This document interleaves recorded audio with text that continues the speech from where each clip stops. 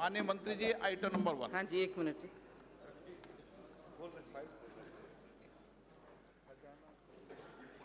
Sir, I rise to lay on the table a copy of the following papers: report of the 15th Finance Commission for the year 2020-2021, explanatory memorandum on the action taken on the recommendations contained in the report of the 15th Finance Commission. Item number 2, Shrimati Nirmala Sitharaman ji, नए दशक का पहला आम budget में मैं आप सबका अभिनंदन करता हूं, स्वागत करता हूं। Sir, I rise with your permission to present a statement of the estimated receipts and expenditure of the Government of India for the year 2020-2021.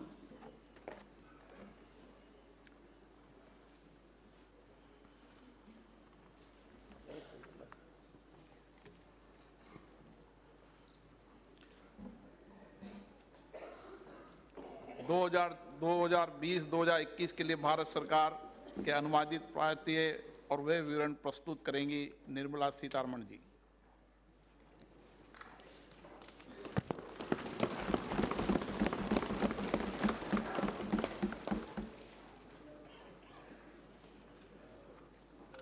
I rise to present the budget for the year 2020-2021.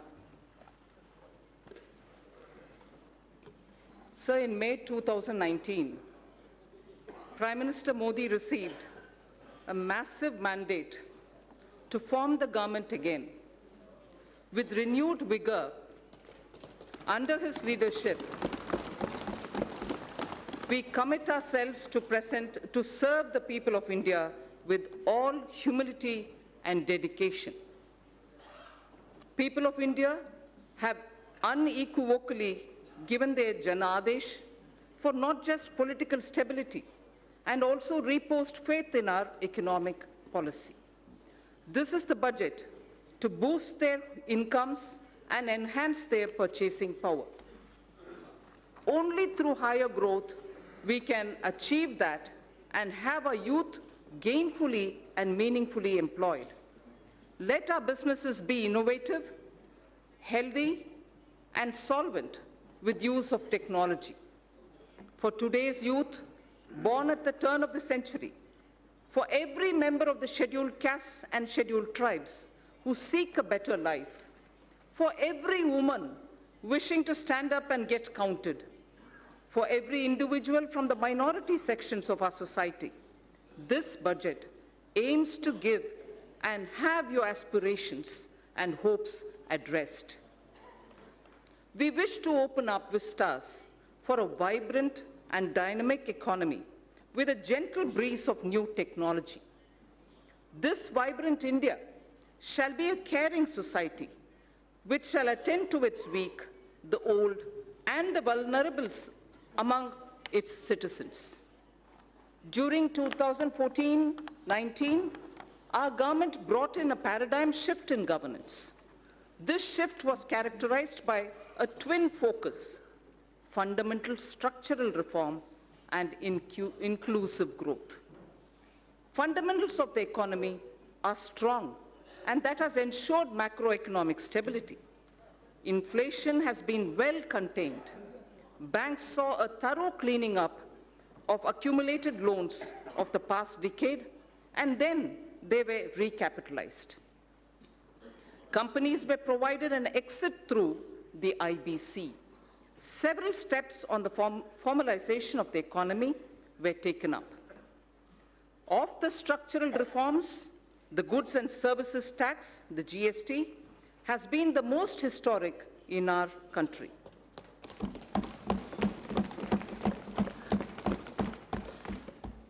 Its chief architect is not with us today. I pay homage to the visionary leader, late Sri Arun Jaitley. At the time of rollout of GST, he had said, and I quote,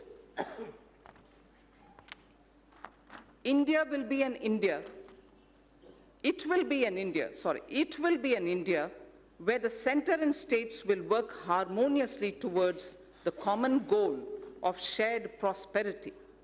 The unanimity of the constitutional amendment and the consent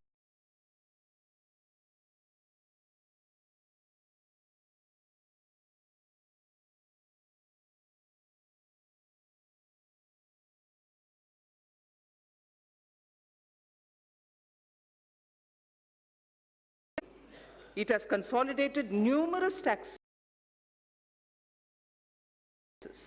and cesses to one tax and facilitated formalization of the economy. It has resulted in the efficiency gains in logistic and transport sectors. The turnaround time for trucks has witnessed a substantial reduction to the tune of 20% due to abolition of checkposts in the GST. The dreaded Inspector Raj has also vanished. It has also led to a significant benefits to MSME by way of enhanced threshold and composition limit. The effective tax incidence on almost every commodity came down substantially. Through several rate reductions, an annual benefit of 1 lakh crore rupees has been extended to consumers. It amounts to 10% reduction in overall tax incidence.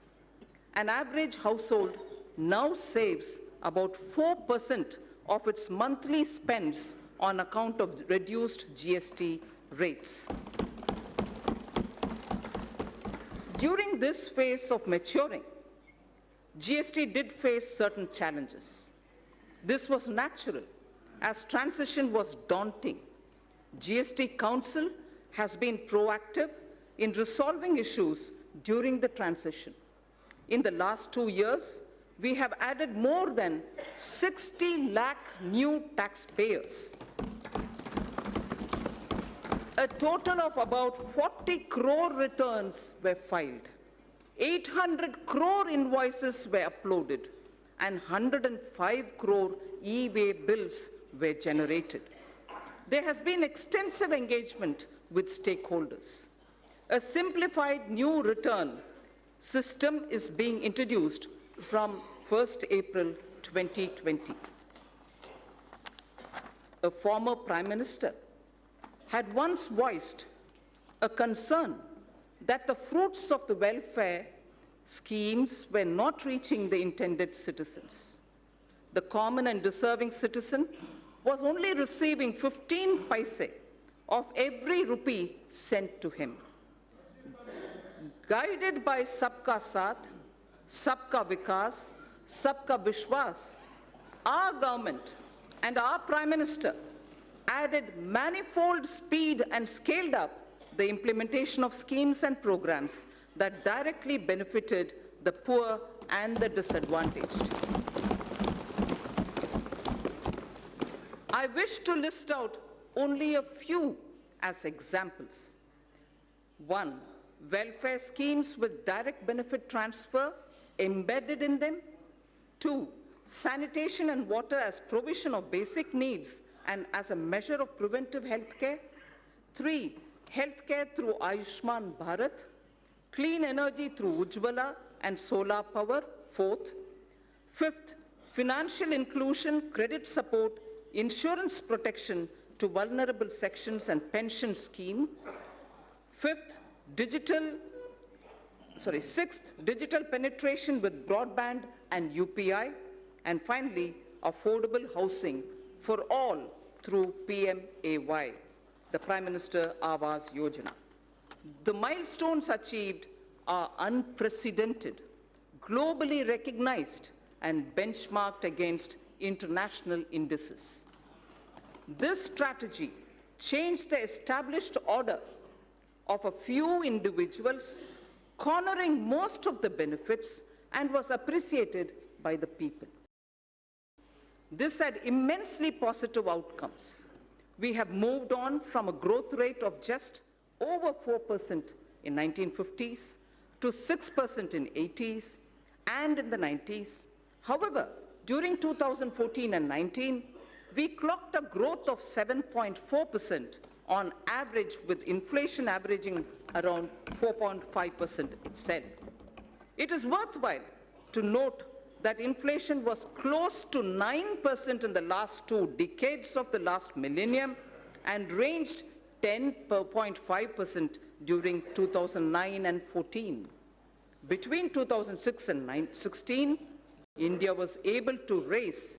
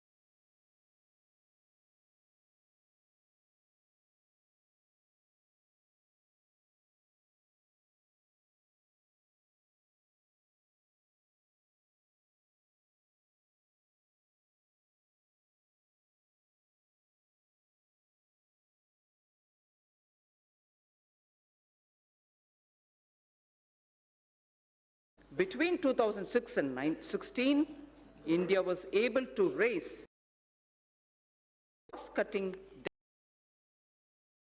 developments. 1. Proliferation of technologies, especially analytics, machine learning, robotics, bioinformatics, and artificial intelligence. And also, number 2, the number of people in the productive age group, that is 15 to 65 years of age in India, being at its highest. So these are the 2 cross-cutting streams, keeping in the backdrop while we are talking about the budget today. This combination is special to contemporary India. Across the world, if there is a shrinking of globalization, equally, there is a debate on the efficacy of monetary policy too. The efforts we have made in the last 5 years and the energy, the enthusiasm, and the innovation of our youth are the ignition required to push forward. This Indian spirit of entrepreneurship, which weathered several storms over the centuries, inspire and motivate us. We recognize the need to support and further energize this spirit. This budget is woven around 3 prominent themes.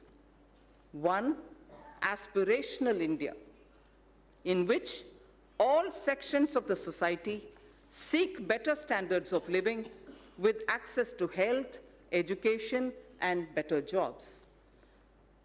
2, economic development for all, indicated in the Prime Minister's exhortation of Sabka Saath, Sabka Vikas, Sabka Vishwas. This would entail reforms across swathes of the economy. Simultaneously, it would mean yielding more space for the private sector.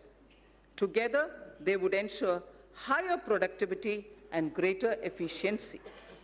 And 3, ours shall be a caring society that is both humane and compassionate. Antyodaya is an article of faith.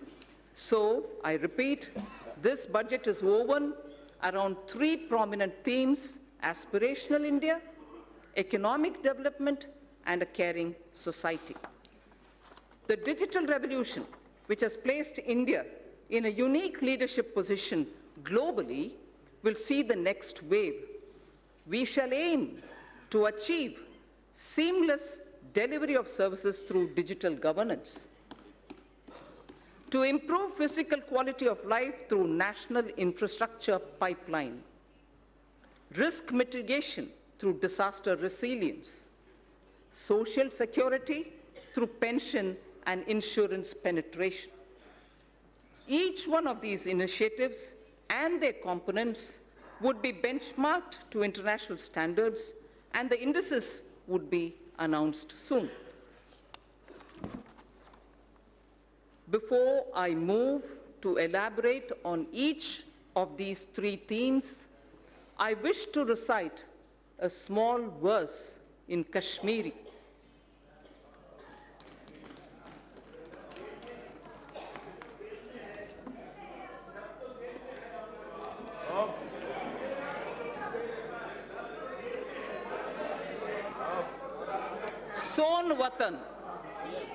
सोन वतन गुलजार शालीमार ह्यूं सोन वतन गुलजार शालीमार ह्यूं दल मंज फोलवून पंपोश ह्यूं नवजवान अन हुंद वूशन खुमार ह्यूं म्योन वतन च्योन वतन सोन वतन Nundboni Vatan. I'll read this in Hindi, not as a poem, but for the meaning. Hamara Vatan, खिलते हुए शालीमार बाग जैसे. हमारा वतन, खिलते हुए शालीमार बाग जैसे. हमारा वतन, डल लेक में खिलते हुए कमल जैसा.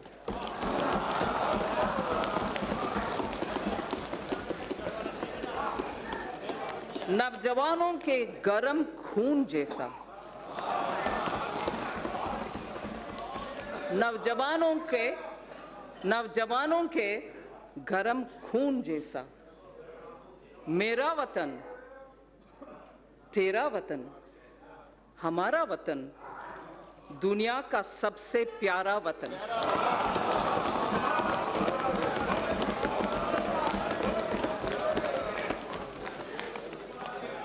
It is everything that we do here, everything that we speak through the budget, and everything that this government everything that this government does with the guidance and leadership of the Prime Minister is for this Pyara Vatan.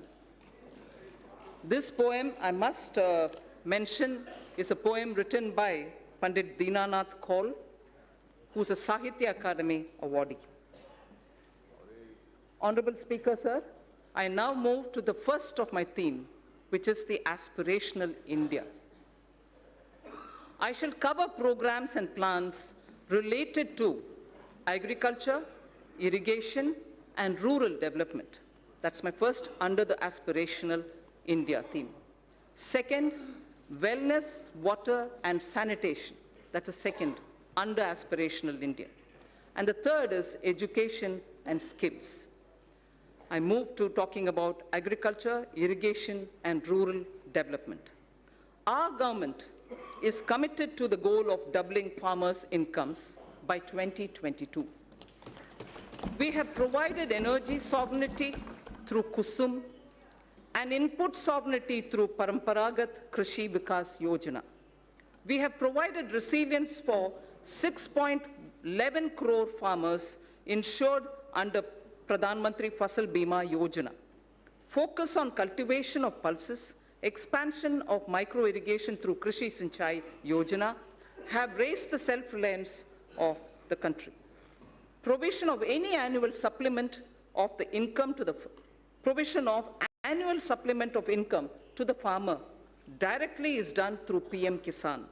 Connectivity through PM GSY, Gram Sadak Yojana, financial inclusion have helped raise farm incomes. Prosperity to farmers can be ensured by making farming competitive. For this, farm markets need to be liberalized. Distortions in farm and livestock markets need to be removed.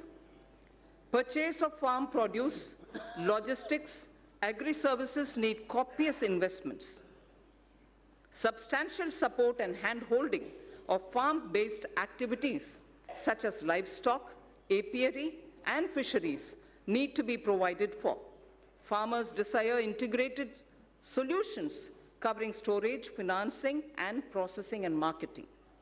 Adopting sustainable cropping patterns and bringing in more technology are integral to our plan. All this and more can be achieved through working with and in cooperation with the states. The following 16 action points indicate our focus. We propose to encourage those state governments who undertake implementation of following model laws already issued by the central government. My first of the action points, 16 action points, but the first one is to encourage those state governments who undertake implementation of following model laws which are already passed and issued by the central government. First, Model Agricultural Land Leasing Act of 2016. Model Agricultural Produce and Livestock Marketing Act of 2017. Model Agricultural Produce and Livestock Contract Farming and Services Promotion and Facilitation Act of 2018. So 3 model agriculture-related laws we would like state governments to consider favorably. Second of the 16 action points, water stress-related issues are now a serious concern across the country. Our government is proposing comprehensive measures for 100 water-stressed districts. Our government is proposing comprehensive measures for 100 water-stressed districts. Third of the 16, in the budget speech of July 2019, I had stated that Annadata can be Urja Data also. The PM Kusum scheme removed farmers' dependence on diesel and kerosene and linked pump sets to solar energy. Now I propose to expand the scheme to provide 20 lakh farmers for setting up standalone solar pumps. Further, we shall also help another 15 lakh farmers solarize their grid-connected pump sets. In addition, a scheme to enable farmers to set up solar power generation capacity on their fallow and barren lands and to sell it to grid would be operationalized. Speaker, sir, this is a major step forward in which we are saying that farmers, if they have fallow or barren lands, now will be helped to set up solar power generation units so that they can then sell that which is being generated, solar power, to the grid, and through the grid, having given the power, solar power from their barren land, they will be able to make a living out of their barren land also. Fourth of the 16, our government shall encourage balanced use of all kinds of fertilizers, including the traditional organic and other innovative fertilizers. This is a necessary step to change the prevailing incentive regime which encourages excessive use of chemical fertilizers. So this is an important point. I'd like to repeat it. This is a necessary step to change the prevailing incentive regime which encourages excessive use of chemical fertilizers. Honorable Speaker, sir, in Tamil Nadu, there was a very wise old woman saint poet who lived more than 3,000 years ago. And she had used every letter of the Tamil alphabet to teach children moral stories. Not stories, moral lines. Each line was only 3-worded ones. They were very simple ones. They're called Aati Chudi, written by Avayar.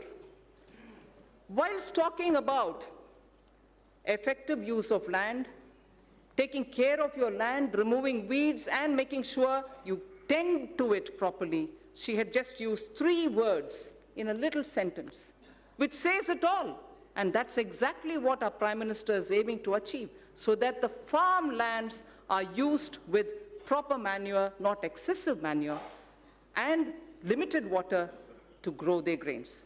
Bhumi Tirutti Un is the line from Attichudi, which was said by a saint poet, a woman called Avvayar. Bhumi Tirutti Un. First, tend to your land, take care that you're not excessively leaving it, and then trying to take a crop out of it. So the fifth point out of my 16 action points. India has an estimated capacity of 162 million metric tons of agri-warehousing, cold storage, reefer van facilities, and so on. NABARD will undertake an exercise to map and geotag them. In addition, we propose creating warehousing in line with Warehouse Development and Regulatory Authority, WDRA norms. Our government will provide viability gap funding for setting up such efficient warehouses in the block or taluk level. This can be achieved where states can facilitate with land and are on PPP mode. Food Corporation of India and Central Warehousing Corporation shall undertake such warehouse building on their own land too. Sixth action point.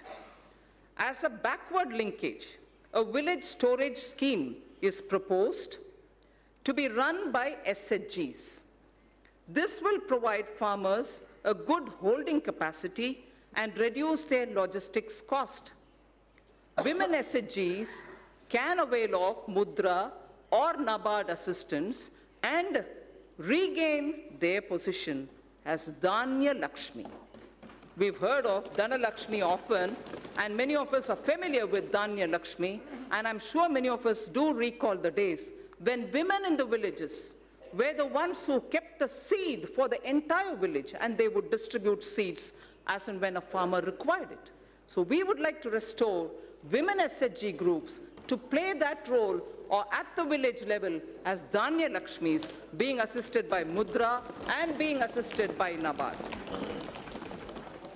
To build a seamless national cold supply chain for perishables inclusive of milk, meat, and fish, the Indian Railways will set up a Kisan Rail through PPP arrangements. There shall be a refrigerated coaches in express and freight trains as well, so that perishable goods can be quickly, easily within the country transported, and the benefit will accrue to the farmers. Krishi Udan will be launched by the Ministry of Civil Aviation, not just trains. Krishi Udan will be launched by the Ministry of Civil Aviation on international and national routes. This will immensely help improve value realization, especially in Northeast and in the tribal districts. Horticulture sector. So this is very important. Point number 9 of the 16th. Horticulture sector with its current produce. It's a very important point, sir.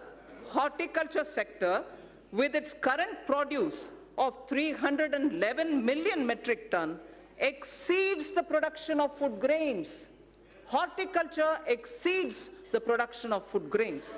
For better marketing and export, we propose supporting states which, adopting a cluster basis, will focus on one product, one district, so that a high focus is given at the district level for products in horticulture to really gain that momentum. 10th of the 16 action points. Integrated farming systems in rain-fed areas shall be expanded. Multi-tier cropping, beekeeping, solar pumps, solar energy production in non-cropping season will be added. Sir, I had mentioned in my July budget, zero budget natural farming. That shall also be included in our activities.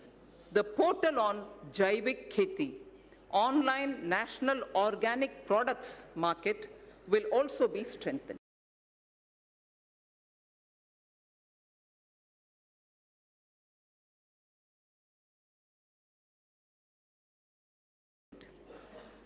So the next point, The 11th, on negotiable warehousing receipts, ENWR, has already crossed more than 6,000 crores on negotiable warehousing receipts. This will be integrated with eNAM, National Agriculture Market, the electronics one. Point is, the 12th of the 16th, non-banking finance companies and cooperatives are active in the agriculture credit space. The NABARD refinance scheme will be further expanded. Agricultural credit target for the year has been set at 15 lakh crores, 15 lakh crores. Agricultural credit availability. Eligible beneficiaries of PM Kisan will be covered under the KCC, Kisan Credit Card Scheme. 13th to 16th. Our government intends to eliminate foot and mouth disease, brucellosis in cattle, and also what is called the PPR in sheep, which is a French expression. Sorry for those who know French. I'll try to pronounce. Peste des petits ruminants. PPR in sheep and goat by 2025. So foot and mouth disease, brucellosis in cattle, and also PPR in sheep and goat by 2025 will be eliminated. Coverage of artificial insemination shall be increased from the present 30% to 70%. Manrega would be dovetailed to develop fodder farms. Further, we shall facilitate doubling of milk processing capacity from 53.5 million metric tons to 108 million metric tons by 2025. From 50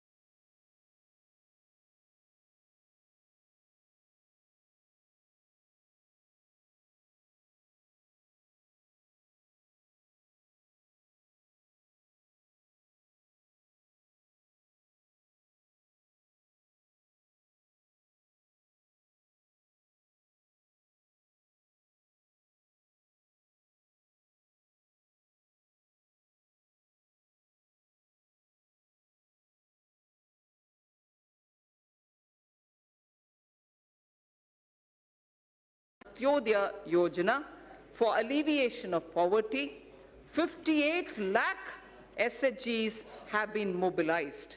We shall further expand on SHGs in this regard too. Now, for the fund allocation, for the 16 different steps that I have announced, they are being stated under two broad categories. They are being stated under two broad categories. For the sector comprising of agriculture, allied activities, irrigation, and rural development, an allocation of 2.83 lakh crores has been made for 2020-21, and it is divided, among other things, for agriculture, irrigation, and allied activities, 1.6 lakh crores. For rural development and Panchayati Raj, 1.23 lakh crores. Both put together, it is about 1.73 lakh, 2.8 lakh, 83 lakhs crores, 2.83 lakh crores. Wellness and water and sanitation is the second under aspirational India. I said my three themes: aspirational India, economic development, and caring society. Under each, I state 3 which contain specific programs. Aspirational India, already I've mentioned about the rural development and so on. Now I talk of wellness, water, and sanitation. We have a holistic vision of healthcare that translates into wellness for citizens. Mission Indradhanush has been expanded to cover 12 such diseases, including 5 new vaccines. The movement is a vital part of fight against non-communicable diseases coming out of lifestyle issues. A very focused safe water Jal Jeevan mission and comprehensive sanitation program Swachh Bharat mission have been launched to support health vision that would reduce the disease burden on the poor. Presently, under PM Jan Arogya Yojana, there are 1,000 empaneled hospitals who help in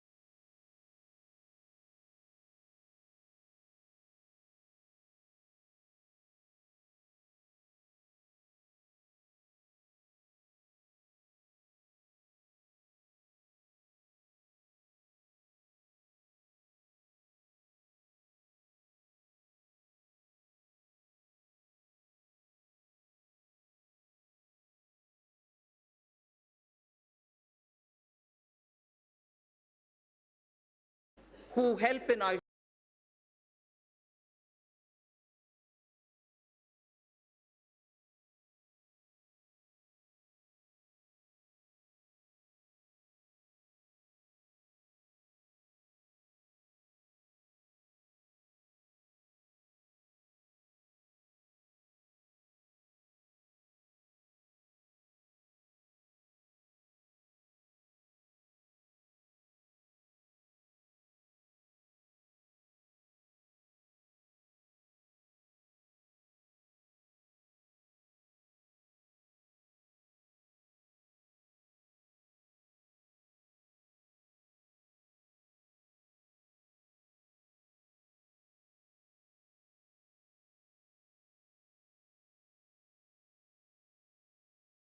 Mr. Jan Arogya Yojana.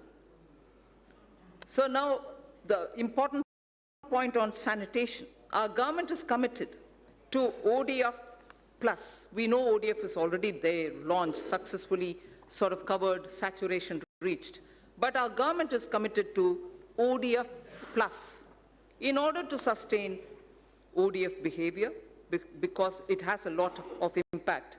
If behavioral patterns don't remain consistent, it can have a negative bearing. So our government is committed to ODF plus in order to sustain ODF behavior and to ensure that no one is left behind. Now, more needs to be done towards liquid and grey water management.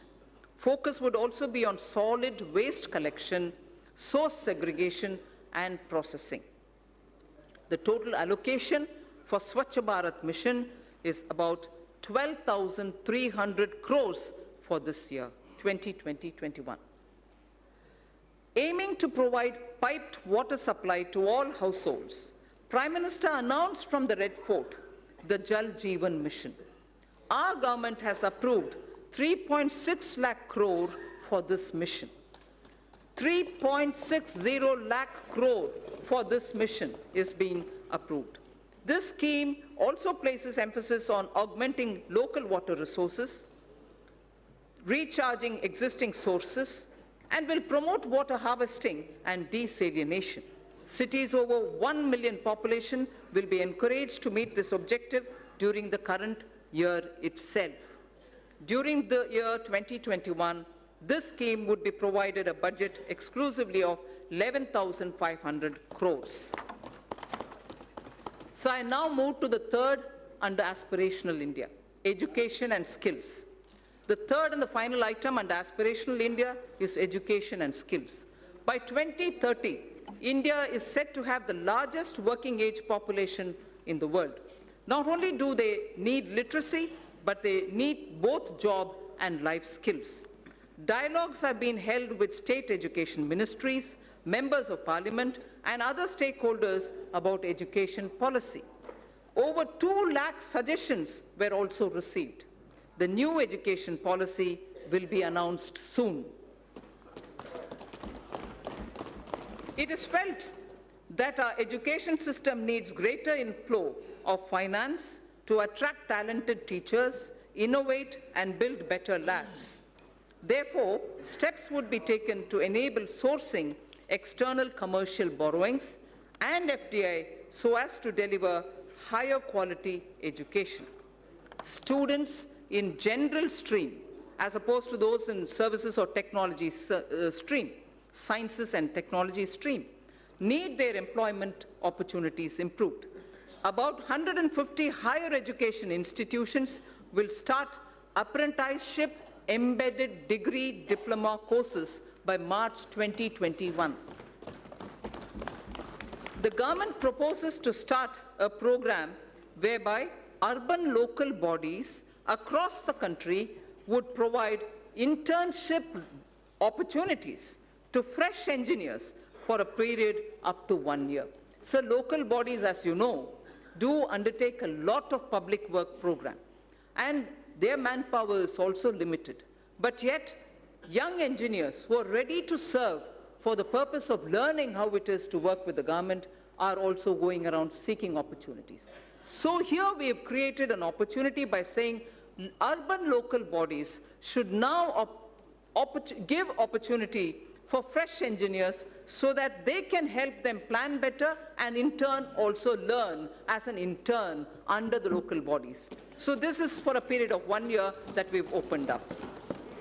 In order to provide quality education to students of deprived section of the society as well as those who do not have access to higher education, it is proposed to start a degree-level, full-fledged online education program.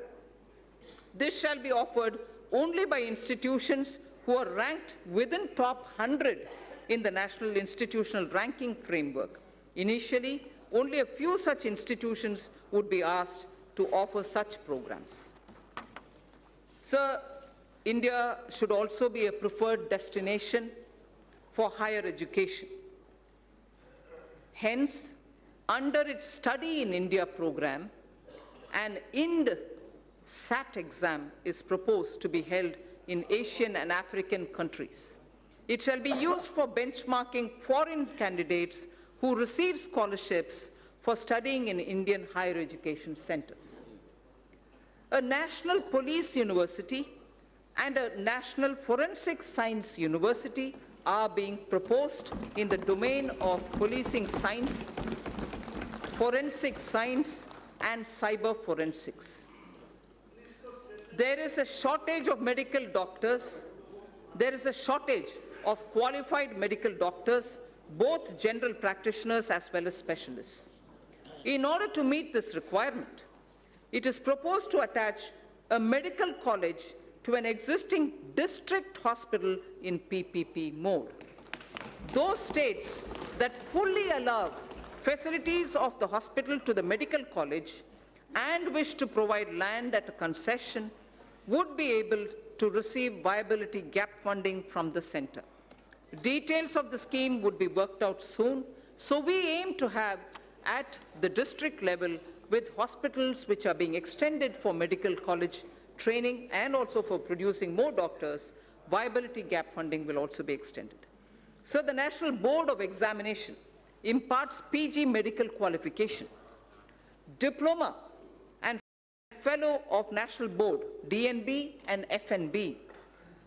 The government will therefore encourage large hospitals with sufficient capacity to offer resident doctors the DNB and FNB courses under the National Board of Examinations.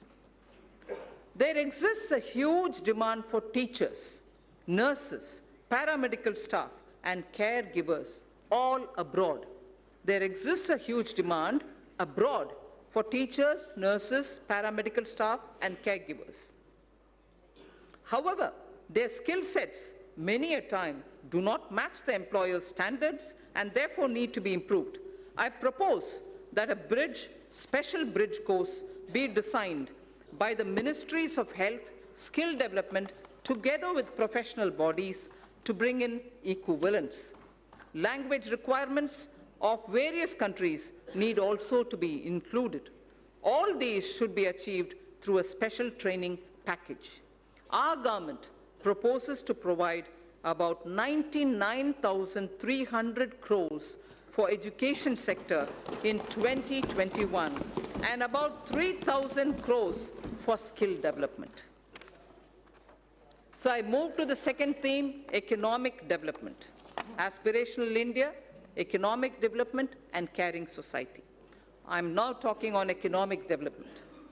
And in economic development, industry, commerce, and investment are the ones which come first in our. So the most important thing as an introduction I'd like to say here, the guilds of Saraswati Sindhu civilization and the Harappan seals are remarkable. Saraswati Sindhu civilization is about 4,000 before the Common Era. They belong, the seals in particular, belong to 3,300 BCE, before the Common Era. Words from the Indus script, which are all hieroglyphs, have been deciphered. Words from those hieroglyphs have been deciphered. Interesting words which we need to know when we're talking about commerce and industry. Commerce and trade-related words show how India for a millennia has been a continuing civilization with rich skills in metallurgy, rich skills in trading, and so on. Sreni is a word found in the Harappan seals, which means guild. Seti is a word found in the Harappan seals, which means wholesale merchant. Seti was a wholesale merchant in the Sindhu civilization, Saraswati Sindhu civilization. Poddar is an assayer of metal into treasury. And also, India is a continuing maritime power in terms of commerce and industry. Takara Kodumi is using word which shows blacksmithery and also iron and tin smithery existed that time. So India's commerce, India's industry, India's trade in such materials which were all unique to India have existed and continues to exist over the millennia. So entrepreneurship has always been the strength of India. That's the point I wanted to explain. I'm sure many members already know it, and therefore they are a bit restless. Entrepreneurship has always been the strength of India. Even today, young men and women have given up greener pastures elsewhere to contribute to India's growth. They are risk-taking and come up with disruptive solutions to festering challenges. Equally, established old industries are resetting themselves in a changing global domestic situation. Global and domestic situation. We recognize the knowledge, skills, and risk-taking capacities and capabilities of our youth. He is no longer a job seeker. He is a creator of jobs. Now we wish to create more opportunities and remove roadblocks from this path. I propose to set up an investment clearance cell that will provide end-to-end facilitation and support, including pre-investment advisory, information related to land banks, and facilitate clearances at the center and also in the state level. It will work through a portal. There is a case for maximizing the benefits of three separately developing economic activities: the upcoming economic corridors, revitalization of manufacturing activities, and technology and the demands for aspirational classes. We have to benefit from their convergence. Hence, it is proposed to develop 5 new such smart cities in collaboration with states and in PPP mode. Such sites would be chosen that offer the best choices in terms of the aforementioned principles. India needs to manufacture networked products that will make it a part of global value chains. This in turn gets more investment and generates more employment for our youth. Electronics manufacturing industry is very competitive, and India has shown its cost advantages. The potential of this industry in job creation is immense. India needs to boost domestic manufacturing and attract large investments in the electronics value chain. Here I propose a scheme focused on encouraging manufacture of mobile phones, electronic equipment, and semiconductor packaging. The details will be announced sooner. With suitable modifications, this scheme can be adapted for manufacturing of medical devices too. India, sir, imports significant quantity of technical textiles worth $16 billion every year. To reverse this trend and to position India as a global leader in technical textiles, a national technical textiles mission is proposed with a 4-year implementation period from 2020-21 to 23-24 at an estimated outlay of 1,480 crores. Honorable Speaker, sir,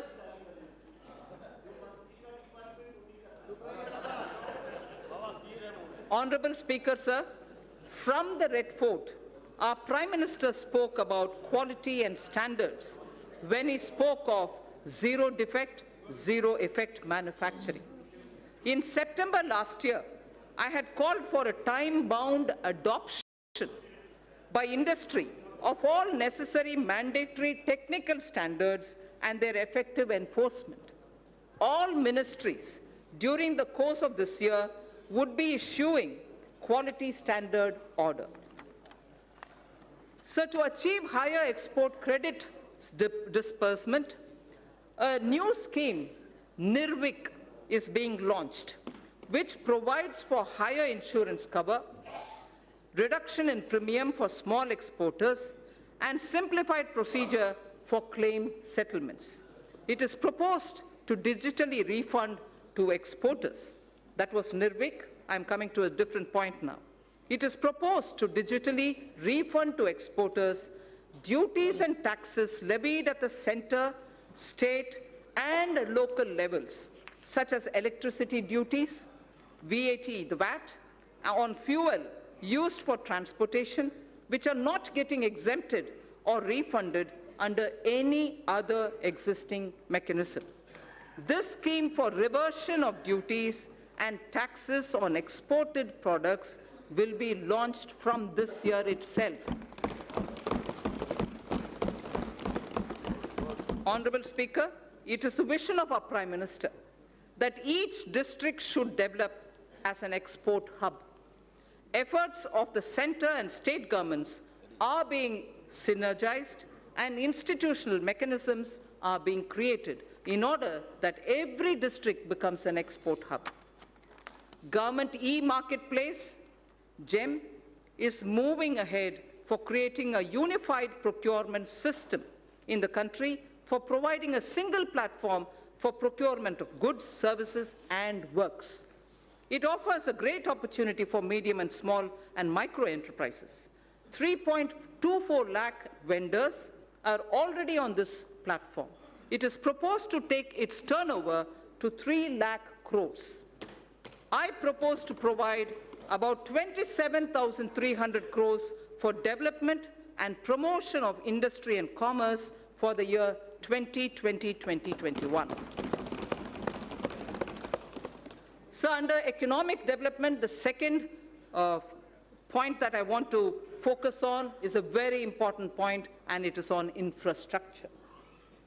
Honorable Speaker, in his Independence Day speech of 2019, the Prime Minister has highlighted that 100 lakh crores would be invested on infrastructure for the next 5 years. As a follow-up measure, I had launched the National Infrastructure Pipeline on 31st December 2019 of 103 lakh crore worth projects. It consists of more than 6,500 projects across sectors and are classified as per their size and stage of development.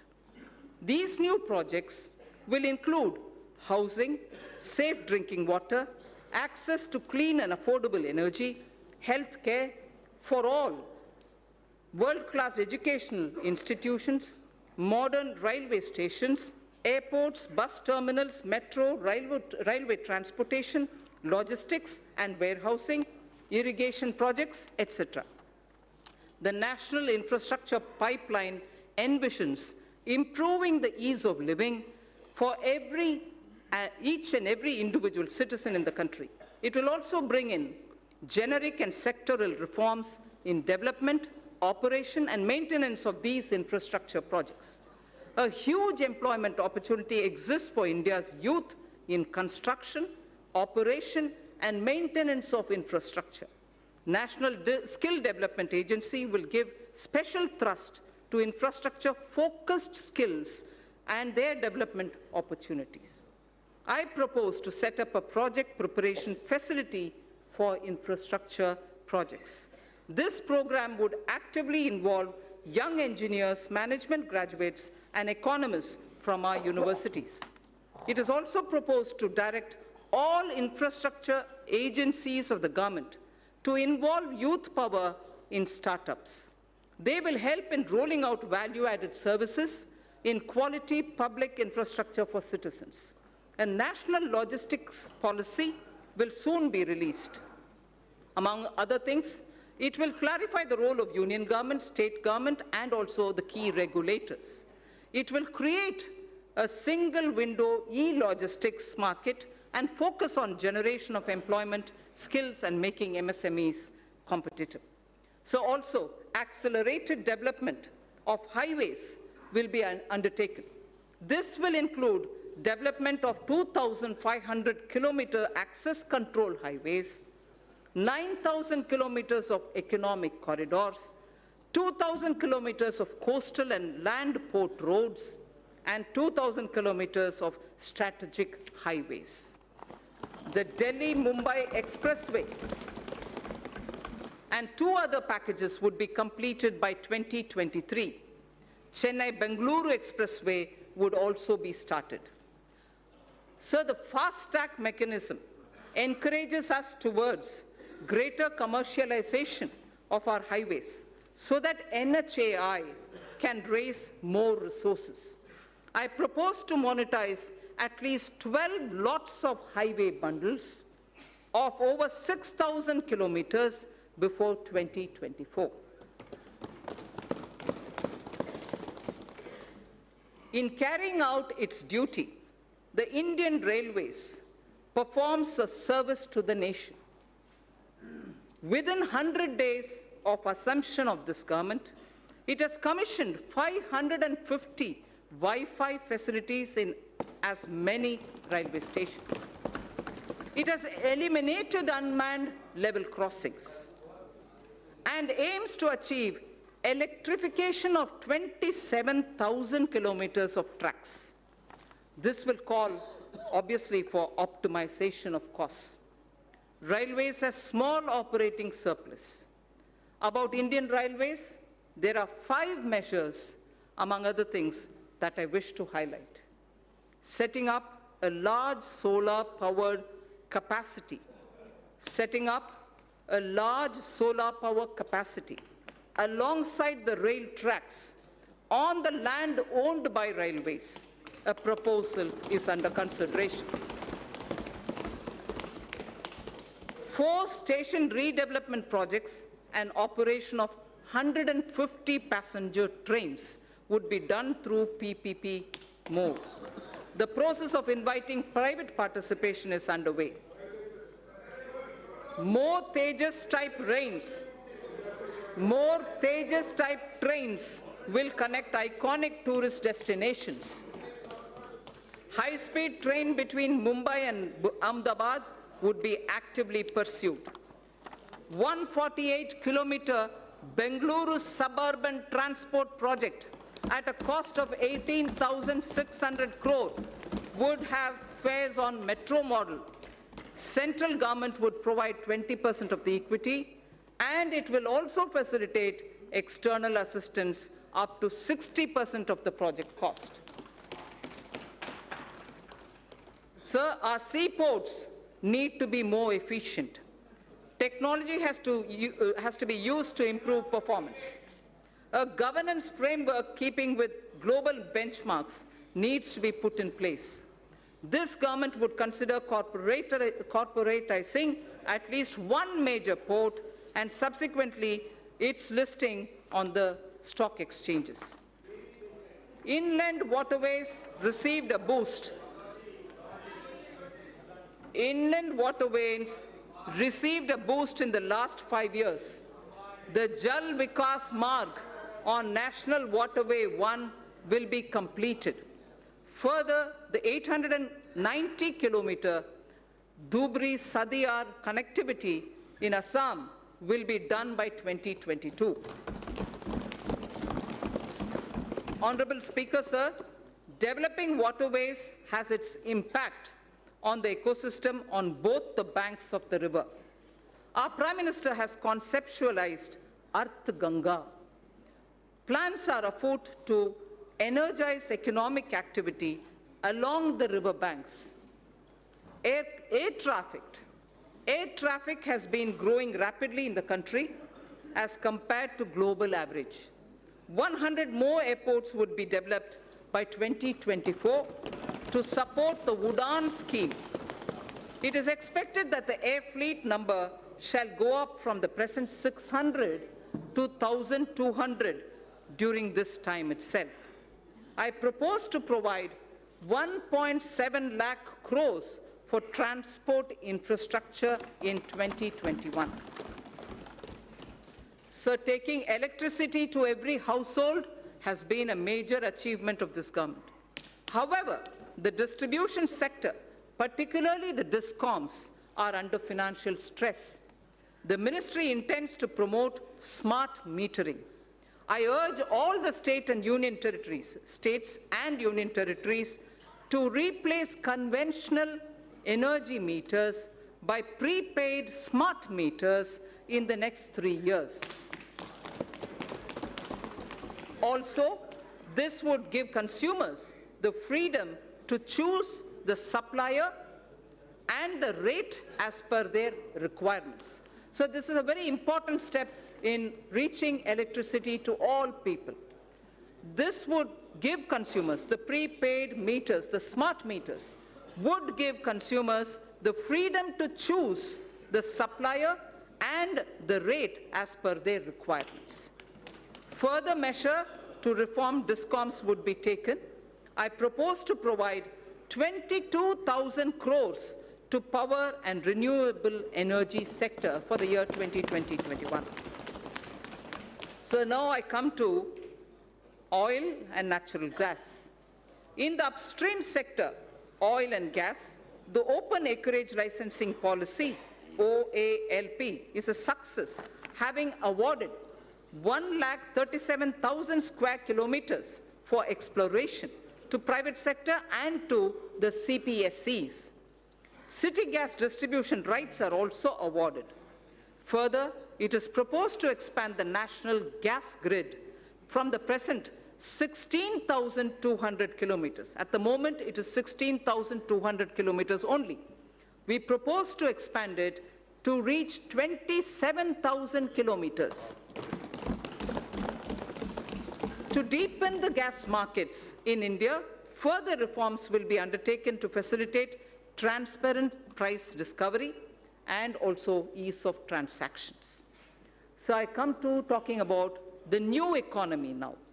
The new economy is based on innovations that disrupt established business models.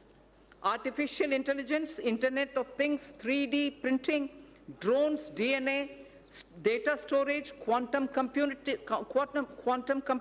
etc., are all rewriting the world economic order.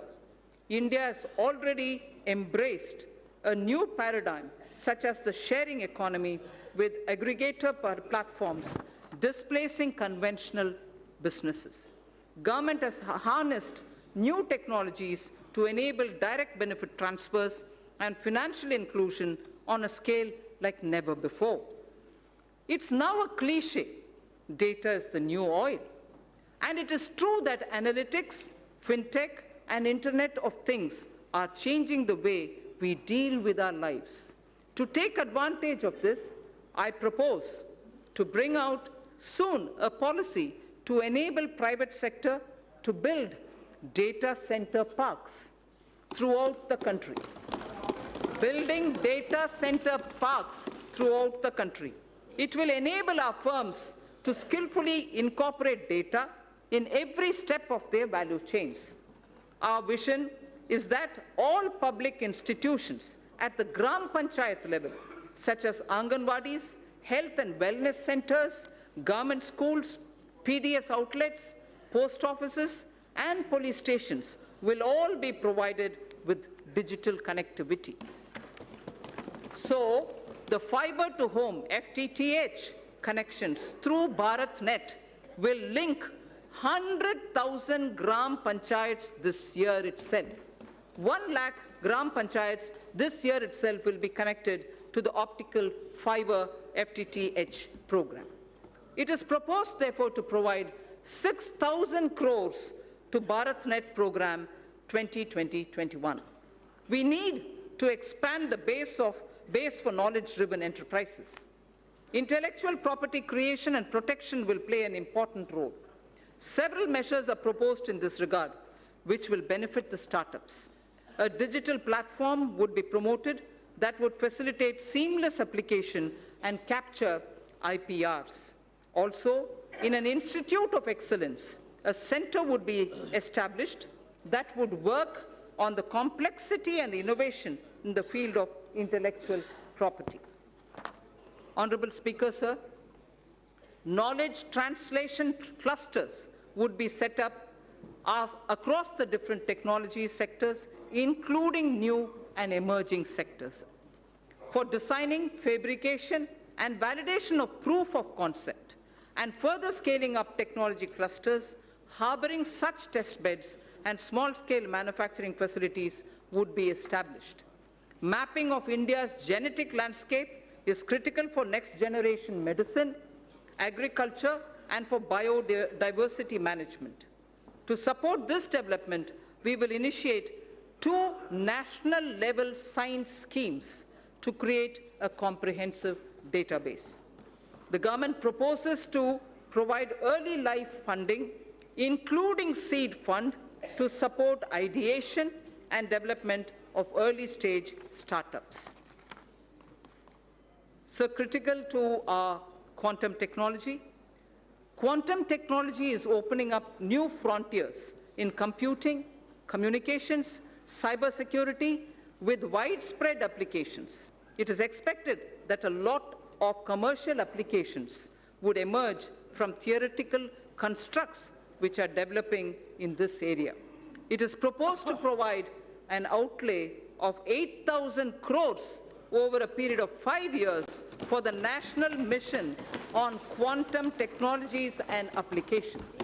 India would probably be the 3rd biggest and pioneering nation if we are able to break into this technology of quantum technology related to computing and other applications. Sir, I come to the 3rd theme, the last theme in my part A, after which, of course, I will speak of a few others. Caring society. In our 3rd theme, we focus on women and child, social welfare, culture and tourism, and also on environment and climate change. Women and child and social welfare, sir. I am pleased to inform the House that Beti Bachao, Beti Padhao has yielded tremendous results. Gross enrollment.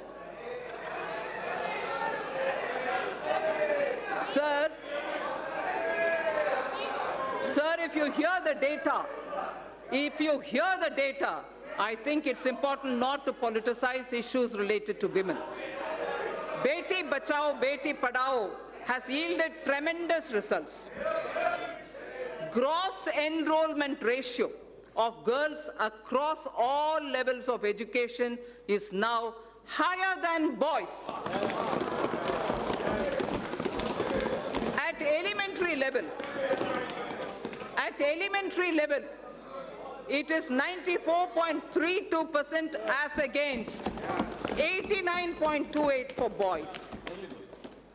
At secondary level, it is 81.32% as compared to 78% for boys.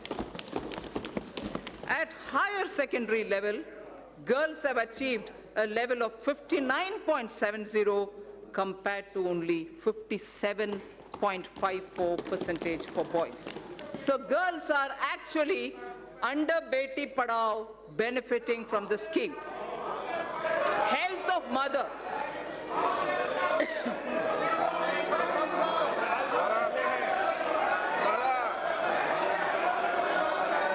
Sir, health of mother and child are correlated closely. Nutrition is the critical component of health. To improve nutritional status of children 0 to 6 years, adolescent girls, pregnant women, and lactating mothers, our Prime Minister launched a Poshan Abhiyan in 2017-18. More than 6 lakhs Anganwadi workers are equipped with smartphones to upload the nutritional status of more than 10 crore households. Sir, Honorable Speaker, sir, for the benefit of those who may not have heard this line, because it's very important, I'd like to repeat it. To improve the national nutritional status of children in 0 to 6 years of age, adolescent girls, pregnant women, and lactating mothers, our Prime Minister launched a Poshan Abhiyan in 2017-18. More than 6 lakh Anganwadi workers are equipped with smartphones to upload the nutritional status of more than 10 crore households. The scale of this development is unprecedented. So the next is, women's age of marriage was increased from 15 years to 18 years in 1978 by amending erstwhile Sharda Act of 1929.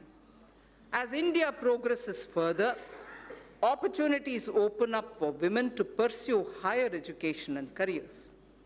There are imperatives of lowering MMR, maternal mortality rate, as well as improvement of nutrition levels. Entire issue about age of girl entering motherhood needs also to be seen in this light. I propose to appoint a task force that will present its recommendations in 6 months' time. I propose to provide 35,600 crores for nutrition-related programs for the financial year 2020-2021. So in continuing with our government's commitment to welfare of women, this budget provides for about 28,600 crore for programs that are specific to women. Our government is determined that there shall be no manual cleaning of sewer systems or septic tanks. Suitable technologies for such tasks have been identified by the Ministry of Housing and Urban Affairs.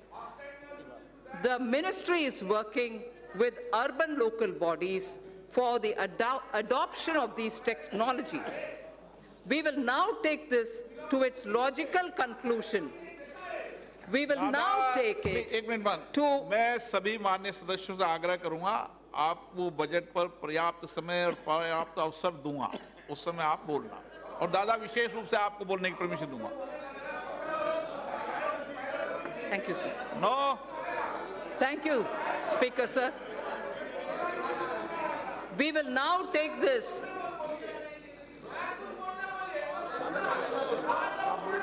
We will now take this to its logical conclusion through legislative and institutional changes. Financial support for wider acceptance of such technologies will be provided. In furthering this government's commitment towards the welfare of scheduled castes and other backward classes, I propose a budget provision of about 85,000 crores for 2020-21 for scheduled castes and other backward classes. I repeat, I propose a budget provision of about 85,000 crores for 2020-21. In furthering the development and welfare of scheduled tribes, sir, I provide in the budget for the year 2020-21 an amount of 53,700 crores. For scheduled tribes, I repeat, we provide 53,700 crores. This government is mindful of the concerns of senior citizens and Divyang. Accordingly, an enhanced allocation of about 9,500 crore is being provided for 2020-21. So now I move to the second of the third topic theme that I have, which is culture and tourism. Our government proposes to establish an Indian Institute of Heritage and Conservation under Ministry of Culture. It shall have the status of a deemed university to start with. Acquisition of knowledge in disciplines such as museology and archaeology are essential for collecting and analyzing scientific evidence of such findings and for dissemination through high-quality museums. Currently, lack of trained manpower is a handicap for both these disciplines, and therefore it also has a negative impact on tourism. 5 archaeological sites would be developed as iconic sites with on-site museums. They are Rakhi Ghadi, Haryana; Hastinapur, Uttar Pradesh; Shiv Sagar in Assam; Dholavira, Gujarat; Adichanallur, Tamil Nadu. I repeat, 5 archaeological sites would be developed as iconic sites with on-site museums. They are Rakhi Ghadi, Haryana; Hastinapur, Uttar Pradesh; Shiv Sagar, Assam; Dholavira, Gujarat; and Adichanallur in Tamil Nadu. Our Prime Minister in January 2020 announced recuration of the Indian Museum in Kolkata, which is the oldest in the country. In the historic Old Mint Building, Kolkata, a museum on numismatics and trade will also be located. 4 more museums from across the country shall be taken up for renovation and recuration so that a world-class experience can be offered to our visitors. Our government shall also support setting up of a tribal museum in Ranchi, Jharkhand. So I spoke about the Sindhu-Saraswati civilization. A maritime museum would be set up at Lothal, the Harappan Age maritime site near Ahmedabad, by the Ministry of Shipping. I propose to provide 3,150 crore for Ministry of Culture for the year 2021. Sir, India has moved up from the rank 65 in 2014 to 34 in 2019 in the Travel and Tourism Competitive Index, the World Economic Index. Foreign exchange earnings grew 7.4% to 1.88 lakh crores for the period January to November 2019 from 1.75 lakh crores. From 1.75 lakh crores, it has gone up to 1.88 lakh crores. Growth of tourism directly relates to growth and employment. States have a critical role to play. I expect the state governments to develop a roadmap for certain identified destinations and formulate financial plans during 2021 against which specified grants will be made available to the states from the center in the year 2020-21. For purpose of tourism promotion, sir, I propose to allocate 2,500 crores for 2020-2021. So I now move to the third under this theme, environment and climate change. In September 2019, the Prime Minister has launched the Coalition for Disaster Resilient Infrastructure with its secretariat in Delhi. This global partnership is the second such initiative, international initiative, after the launch of, as members would recall, after the launch of International Solar Alliance. That was in 2015. This global partnership will help in addressing a number of sustainable development goals, as also the aims of Sendai framework. It will enhance climate change adaptation with a focus on disaster-resilient infrastructure.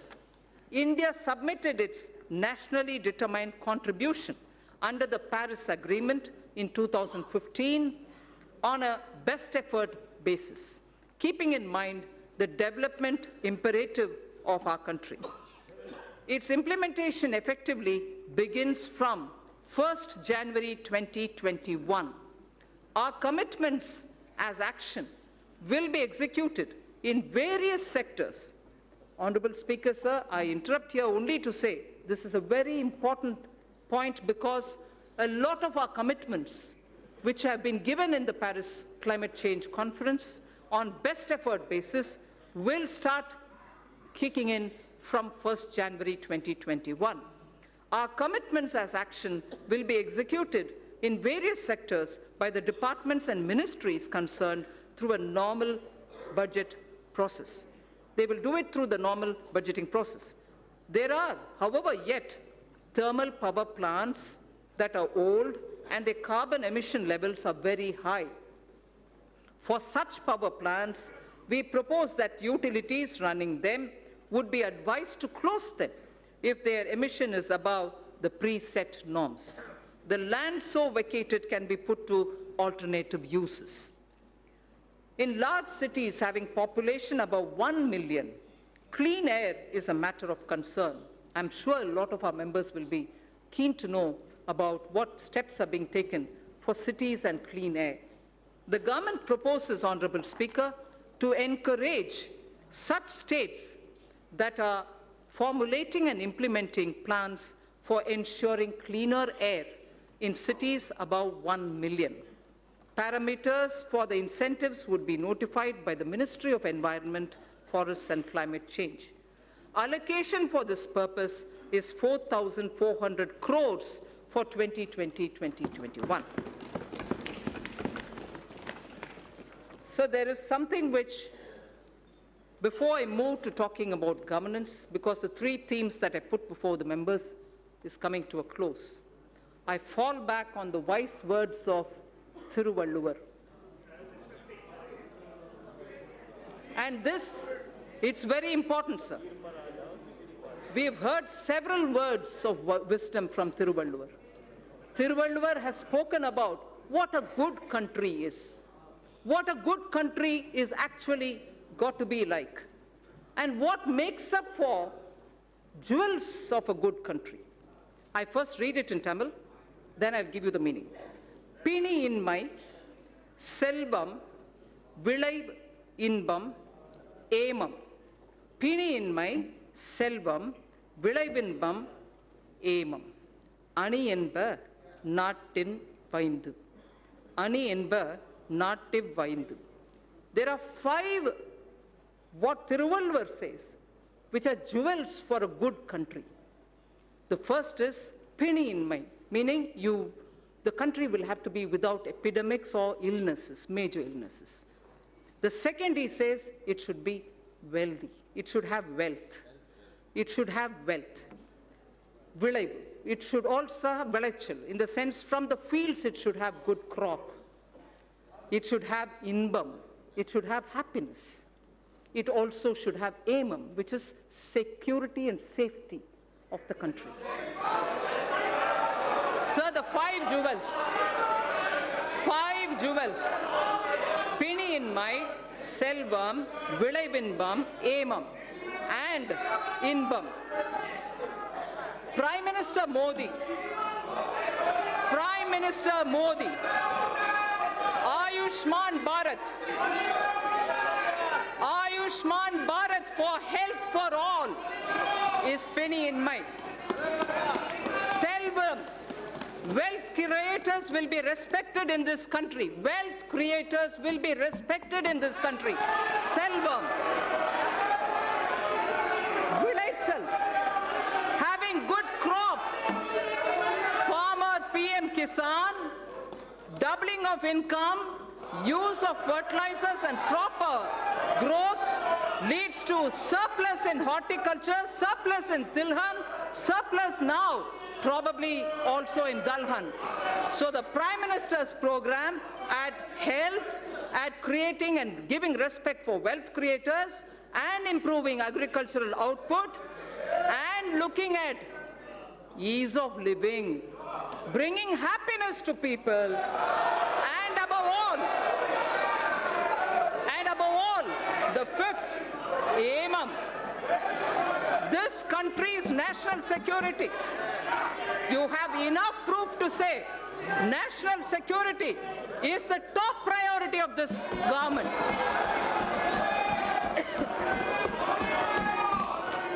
So, if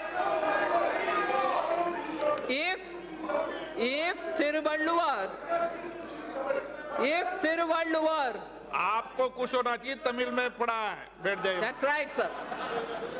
If Thiruvalluvar identified the 5 jewels for a good country, those 5 jewels are the ones which Prime Minister Modi is now addressing through his programs.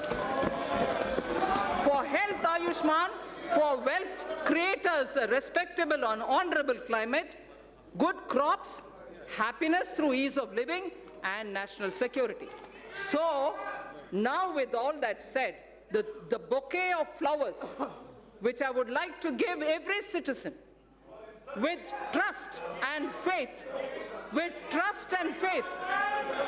had flowers under aspirational India, had aspirational India, a set of flowers under aspirational India, had set of flowers under environment and economy and also commerce and industry. A third set of flowers was under the caring India, caring society that we want to have. Now this bouquet of flower is held by 2 hands, governance and the other financial institutions. I speak about governance, sir, which is very important. Good governance is what is going to be giving faith to the people.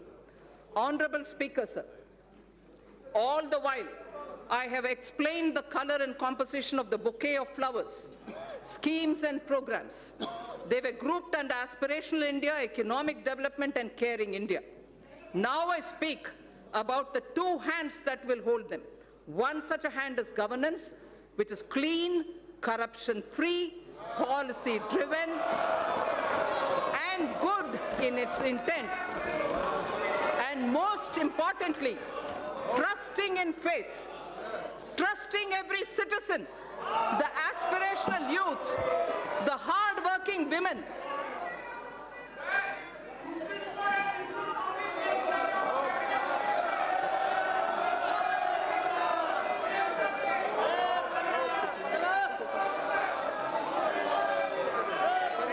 Honorable Speaker, sir, trusting every citizen, I repeat, trusting every citizen, the aspirational youth, the hard-working women, the risk-taking entrepreneur, the ever-hopeful and untiring farmer, or the wise and old senior citizen. Many among them are taxpayers. Others may not be taxpayers now. Our Prime Minister has laid before us ease of living as a goal to be achieved on behalf of all citizens. An important aspect of both ease of living and ease of doing business is fairness, efficiency of tax administration. We wish to enshrine, this is important, Honorable Speaker. This is important, sir. Money being allocated to various programs is finance of this country. This is very important, sir. Businesses should have the confidence that things are being fair and the efficiency of the tax administration. We wish to enshrine in the statutes a taxpayer charter. Through this budget, a taxpayer's charter is getting institutionalized into the statutes. It's going to be enshrined as a part of our laws. That's building trust. A taxpayer's statutes will be a part of our, a taxpayer's charter will be a part of our statutes. Our government would like to reassure taxpayers that we remain committed to taking measures so that our citizens are free from harassment of any kind. We mean it, and we are willing to put it in the law. Tax harassment cannot be tolerated when we are talking about citizens and wealth collectors. There has been a debate about building into statutes criminal liability for acts that are civil in nature. This is important, sir. There has been a debate about building into statutes criminal liability for acts that are civil in nature. Hence, for Companies Act, certain amendments are proposed to be made that will correct this. Similarly, other laws would also be examined where such provisions exist, and attempts would be made to correct them also. The government intends to introduce major reforms in recruitment to non-gazetted posts in governments and public sector banks. At present, candidates have to appear for multiple examinations conducted by multiple agencies at different points of time for similar posts. This places enormous burden on time, effort, and cost for young people. To mitigate the hardship so faced, it is proposed to set up a national recruitment agency as an independent, professional, specialist organization for conduct of computer-based online common eligibility test for recruitment to non-gazetted posts. A test center in every district, particularly in the aspirational districts, would be set up. For the speedy disposal of commercial and other disputes, government has constituted various tribunals and specialized bodies. It is proposed to evolve a robust mechanism for appointment, including direct recruitment to these bodies to attract best talents and professional experts. A stable and predictable business environment is a key objective of this government. There is also a strong argument for ensuring that contracts are honored. India has a sound framework related to Contracts Act. We shall deliberate upon strengthening it. There is a growing need, sir, for Indian statistical system to meet the challenges of real-time monitoring of our increasingly complex economy. Data must have strong credibility. The proposed new national policy on official statistics would use latest technology, including artificial intelligence. It would lay down a roadmap towards modernized data collection, integrated information portal, and a timely dissemination of information thus collected. I'm happy to inform that India will host G20 presidency in the year 2022. That is the year of 75th anniversary of independence of the Indian nation. During this presidency, India would be able to drive considerably the global economic and development agenda. For this historic occasion, I allocate a sum of 100 crore to begin the preparations. 100 crore rupees. Sir, Northeastern region has a very high priority in government's developmental agenda. Government is ensuring smooth access to financial assistance from multilateral and bilateral funding agencies to help introduce innovative and global best practices. Central government has effectively used an online portal to reduce gestation period of online. This has improved the flow of funds to the Northeast region. The government is fully committed to supporting the all-round development of the newly formed Union Territories of Jammu and Kashmir and the Union Territory of Ladakh. Accordingly, an amount of 30,757 crore has been provided for the financial year 2020-21. An amount of 5,958 crore has been provided for the Union Territory of Ladakh. So that was one hand, which is governance. Now I come to the other, which is the financial sector. If governance was described as one of the pair of the hands holding the bouquet consisting of aspirational India, economic development, and caring India, the other is the financial sector. A clean, reliable, robust financial sector is critical to the economy. A clean, reliable, and robust financial sector is critical to the economy. In our efforts to achieve the US $5 trillion economy, the financial architecture should evolve. The financial architecture should keep evolving and move from strength to strength. We had earlier approved consolidation of 10 banks into 4. In the last few years, the Government of India has infused about 3,50,000 crores by way of capital into public sector banks for both regulatory and growth purposes. Governance reforms would be carried out in these banks so that they become more competitive. A few among them will be encouraged to approach capital market to raise additional capital. Sir, I wish to inform this august House that robust mechanism is in place to monitor the health of all scheduled commercial banks and that depositors' money is absolutely safe. I wish to underline this point, sir, that this August House should know that robust mechanism is in place to monitor the health of all scheduled commercial banks and that depositors' money is absolutely safe. Further,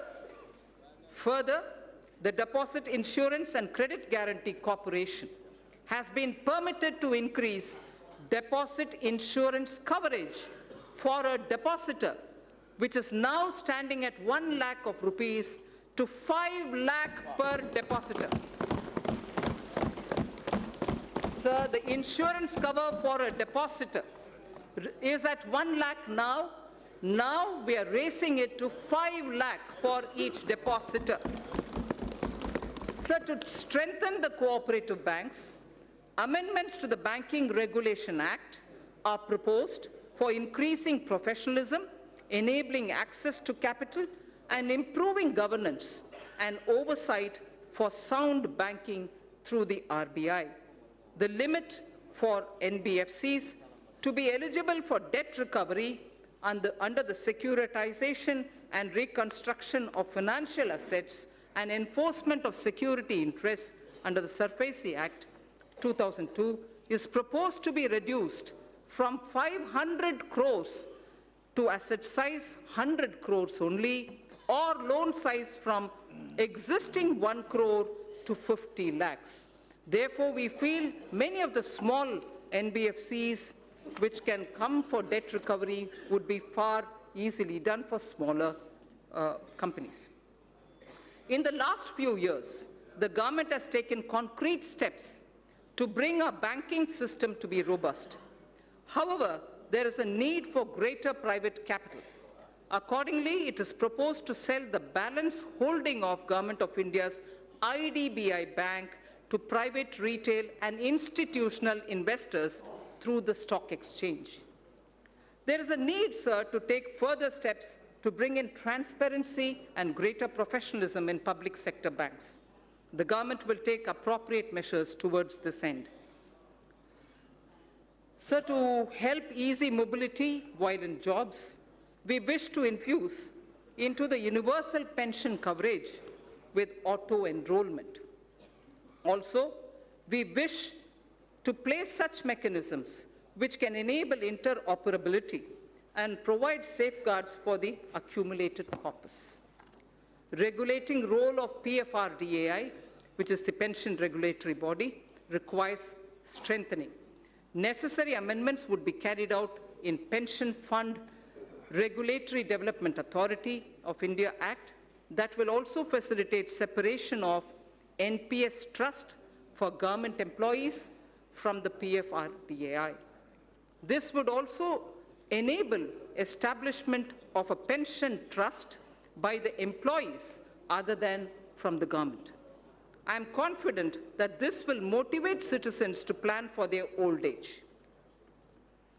So this section, which I will now speak, will relate to the MSMEs. MSMEs are vital to keep the wheels of our economy moving. They also create job, innovate, and also risk takers, and they are risk takers. Several measures for the MSMEs have been taken in the past few years. There are more steps proposed in this budget also. I propose to make necessary amendments to the Factor Regulation Act 2011. This will enable NBFCs to extend invoice financing to the MSMEs through TREDS, thereby enhancing the economic and financial sustainability. Working capital credit remains a major issue for the MSMEs. It is proposed to introduce a scheme to provide subordinate debt for entrepreneurs of MSMEs. This subordinate debt to be provided by banks would count as quasi-equity and would be fully guaranteed through the Credit Guarantee Trust for medium and small entrepreneurs. The corpus of the CGT MSC would accordingly be augmented by the government. More than 5 lakh MSMEs have benefited from restructuring of debt permitted by RBI in the last year. The restructuring window was to end on 31st March 2020. Government has asked RBI to consider extending this window till 31st March 2021, one more year, so that whoever wants, they can go and approach. An app-based invoice financing loans product will be launched.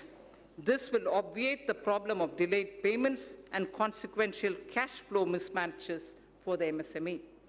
Many mid-sized companies are successful domestically, but not in export markets. For selected sectors such as pharmaceuticals, auto components, and others, we propose to extend hand-holding support for technology upgradations, R&D, business strategy planning, and so on.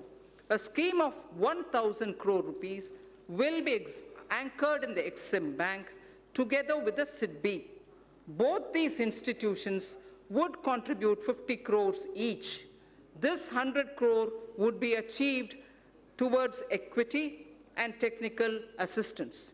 Debt funding of 900 crores from banks would be made available. Sir, financial markets. I would like to give a few of the major steps and initiatives being taken by the government for the financial markets. Last year in my budget speech, sir, I had mentioned about deepening the bond markets. To achieve the aspirational growth rate, we would require flow of capital in our financial system. A lot of work has been done on this in consultation with the RBI. Honorable Speaker, sir, I am pleased to inform this House of the developments.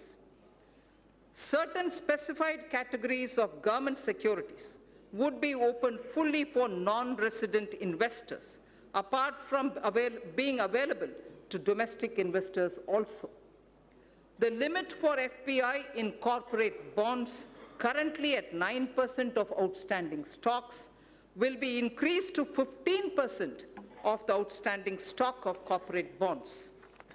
To improve investors' confidence and to expand the scope of credit default swaps, we propose to formulate a legislation to be placed soon before this House for laying down a mechanism for netting of financial contracts. The debt-based exchange-traded fund, the ETF, recently floated by the government was a big success. Government proposes to expand this by floating a new debt ETF consisting primarily of government securities. This will give retail investors access to government securities as much as giving an attractive investment for pension funds and long-term investors. So to address the liquidity constraints of the NBFCs and the HFCs, this was very much talked about between July and December last year, sir, 2019. Liquidity constraints was very frequently mentioned to us. So to address liquidity constraints of the NBFCs and the housing finance corporations, post the Union Budget 2019-20, the government formulated a partial credit guarantee scheme for the NBFCs. To further the support of providing liquidity, a mechanism would be devised. Government will offer support by guaranteeing securities that are so floated. Infrastructure financing.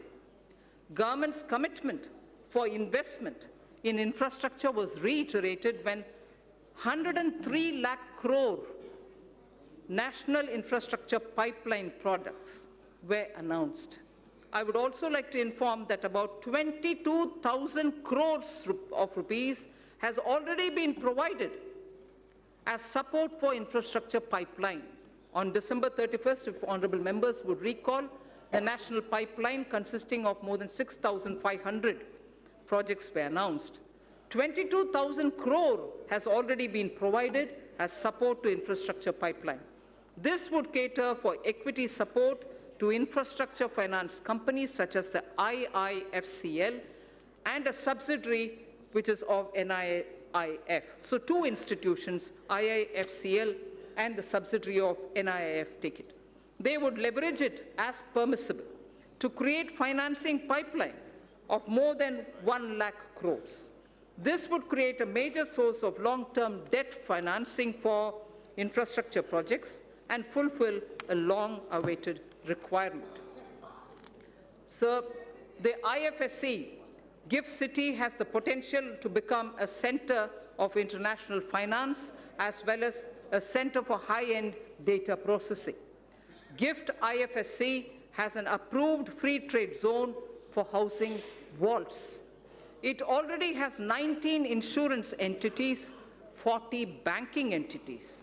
It has also provided for setting up of precious metals, testing laboratories for them, and refining facilities also.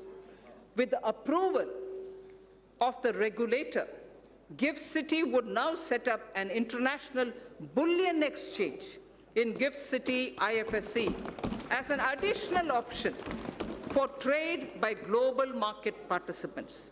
This will enable India to enhance its position worldwide, create jobs in India, and will lead to better price discovery of gold. Sir, in the recent years, there has been a surge in trading volumes of Indian rupee in the offshore financial centers.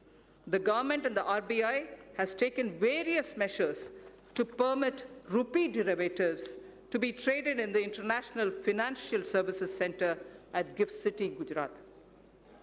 So just a very quick word on disinvestment. Listing of companies on stock exchanges brings discipline, and it disciplines the company and provides access to financial markets and unlocks its value. It also gives opportunity for retail investors to participate in the wealth so created. The government now proposes to sell a part of its holding in the LIC by way of initial public offer. Initial public offer. Sir, fiscal management. The 15th Finance Commission. The 15th Finance Commission has given its first report pertaining to financial year 2020-2021. In the spirit of cooperative federalism, I am pleased to announce that we have in substantial measure accepted the recommendations of the Commission. The Commission would submit its final report to the President during the latter part of the year for 5 years beginning 2021-22. It is decided to transfer to the GST Compensation Fund balances due out of the collection of the years 2016-17 and 17-18 in 2 installments. Hereinafter, transfers to the fund would be limited only to the collection by way of GST compensation cess.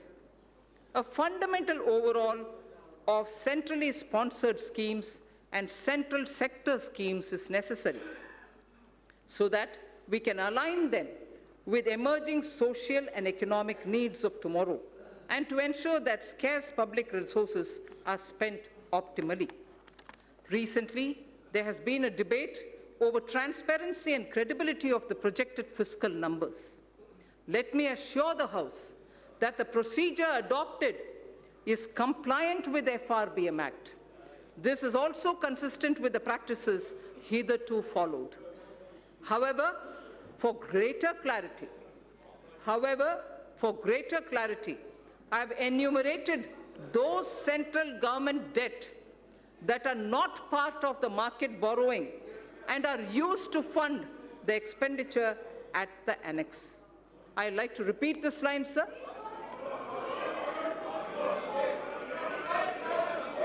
I'd like to repeat this line, sir. For greater clarity, I have enumerated those central government debts that are not part of market borrowing and are used to fund the expenditure at the annex. Servicing of interest and repayment of these debts,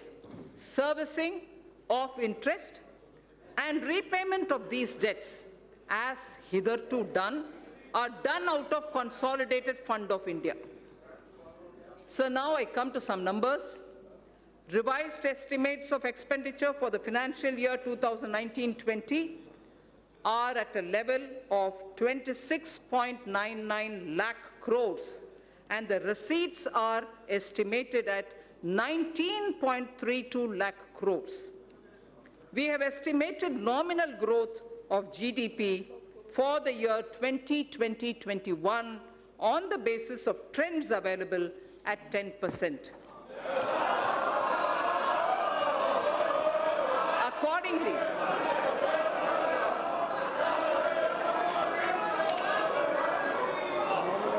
we have estimated, sir, let me finish, sir.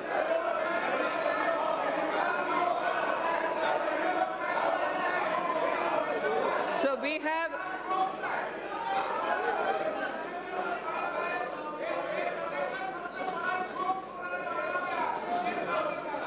we have estimated the nominal growth.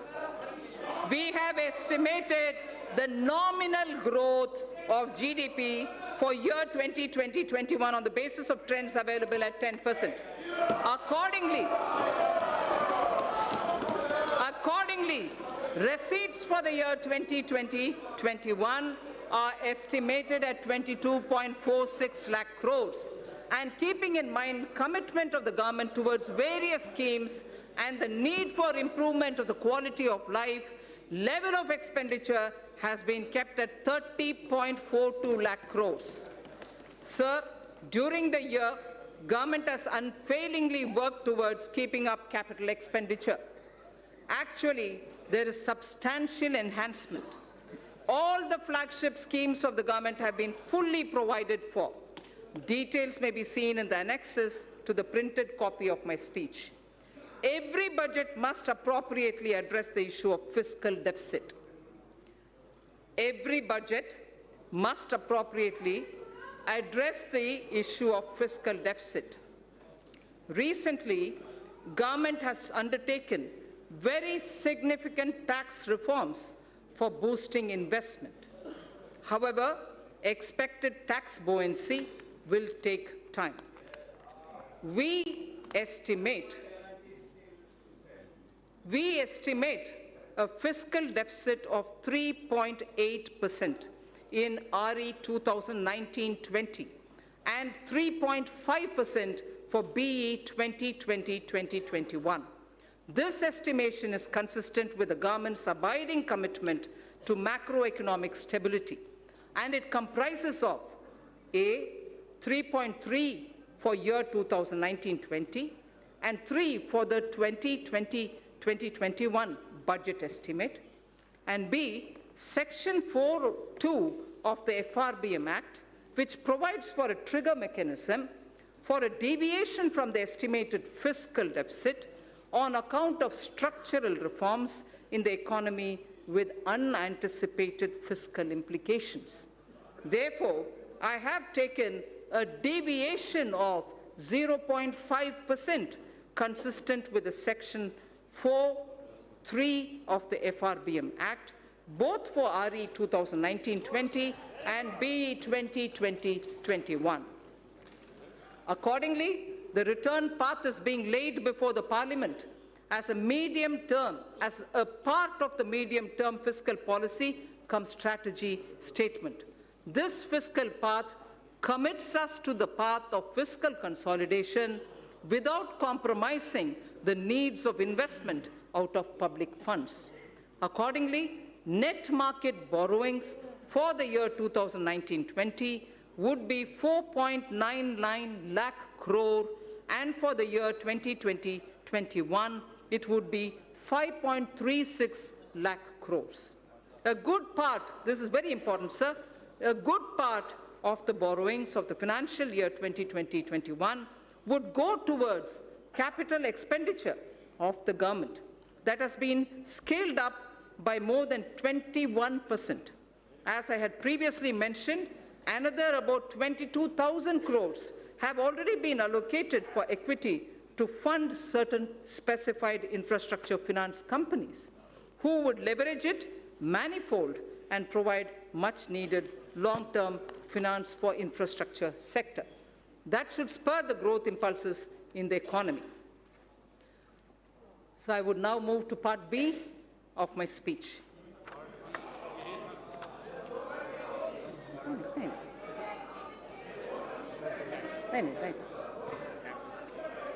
Direct tax.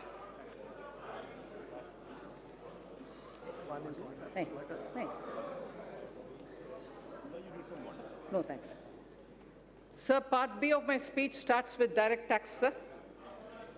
Honorable Speaker, sir, our government has spearheaded radical fiscal measures to ensure that Indian economy continues to tread the path of high growth.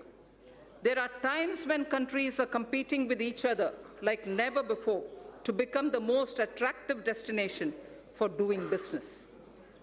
Therefore, to make sure that India stays globally competitive and a favored destination for investment, we took a bold historic decision of reducing the corporate tax rate for new companies in the manufacturing sector to an unprecedented level of 15%. Similarly, for the existing companies, the rate has also been brought down to 22%, which is the lowest in the world now. This will enable companies to expand their businesses and make fresh investments in the coming future. Though we will have loss of substantial revenue due to these measures in the short run, I'm certain that our economy will reap huge returns on this score in due course. So one quick verse from Raghuvamsa, written by Kalidasa.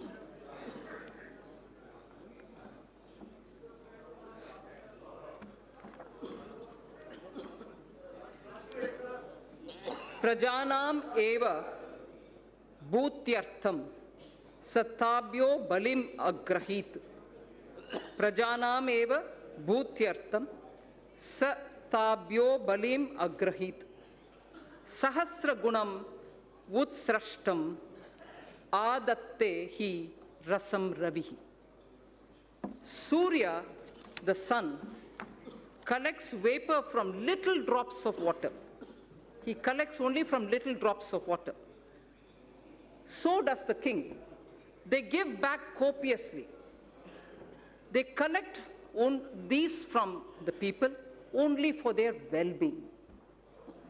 So the collection of taxes or the vapor from the water drops are only from small trickles, but they all go back to the people manifold. So the purpose of taxation and also the way in which it is done has been voiced even then. And this in Raghuvamsa refers to the Purvaja or the elders belonging to Ikshvaku dynasty, father of Ayodhyapati Rama, Dilipa, grandfather. It refers to Dilipa, the king. So in continuation of the reform measures already taken so far, the tax proposals in this budget will introduce further reforms to stimulate growth, simplify tax structure, bring ease of compliance, and reduce litigation. Personal income tax and simplification of taxation. So in the interim budget of 2019, our government exempted individuals having income up to 5 lakh of rupees from paying any income tax. Presently, an individual pays 20% on income between 5 lakh and 10 lakh and 30% on income between 10 lakh. That's the prevailing matrix. Further, currently the Income Tax Act is riddled with various exemptions and deductions which make compliance by the taxpayer and administration of Income Tax Act by the tax authorities a burdensome process. It is almost impossible for a taxpayer to comply with income tax law without taking the help from professionals. In order to provide significant relief to the individual taxpayers and to simplify the income tax law, I propose to bring a new simplified personal income tax regime wherein income tax rates will be significantly reduced for the individual taxpayers who forego certain deductions and exemptions. Under the new regime, sir, an individual shall be required to pay tax at the reduced rate of 10% for income between 5 lakhs to 7.5 lakhs against the prevailing 20%. So anyone who's earning between 5 to 7.5 lakhs, sir, today pays 20%. We are now reducing it in the new regime, which is devoid of exemptions, to 10% only. So 20% comes down to 10%. Sir, the next example. For income between 7.5 lakhs to 10 lakhs, I earlier said about 5 to 7.5, now I'm saying about 7.5 to 10 lakh. So for income between 7.5 lakh to 10 lakh, he or she will pay at the reduced rate of 15% only against the current prevailing 20%. Sir, similarly, for the income between 10 lakhs to 12.5 lakhs, presently the tax is 30%. For income between 10 lakh to 12.5 lakh, the present prevailing rate is 30%. That is now being brought down to 20% only. Sir, the income between, I spoke about 10 to 12.5 lakhs.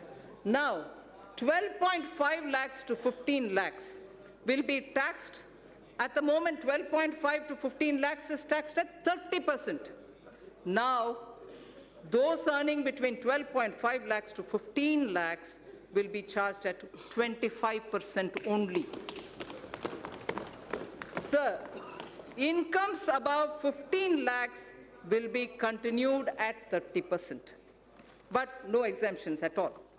Those earning up to 5 lakhs shall not pay any tax either in the old regime or in the new regime. So the proposed tax structure will provide significant relief to taxpayers and more so to those in the middle class. I just want to very clearly read out 0 to 2.5 lakh, exempt now, will be exempt in the new scheme also. 2.5 lakhs to 5 lakhs, 5% now will be 5% in the new tax rate. 5 to 7.5 lakhs, 20% now will become 10% in the new rate. 7.5 to 10 lakhs, 20% now will be 15% in the new. 10 to 12.5 lakh, 30% now will now come to 20%. 12.5 to 15 lakh, 30% now, 25% in the new rate. Above 15 continues at 30%. In the new tax regime, sir, substantial tax benefit will accrue to a taxpayer depending upon the exemptions and deductions claimed by him. For example, just to make it clear, for example, a person earning 15 lakh of rupees in a year and not availing any deductions whatsoever will pay 1,95,000 as compared to 2,73,000 that is paying now in the old regime. So his tax burden shall be reduced by 78,000 rupees. That will be the reduction in the tax that he has to otherwise pay. Then this is the example of somebody who earns 15 lakhs. He would still be a gainer.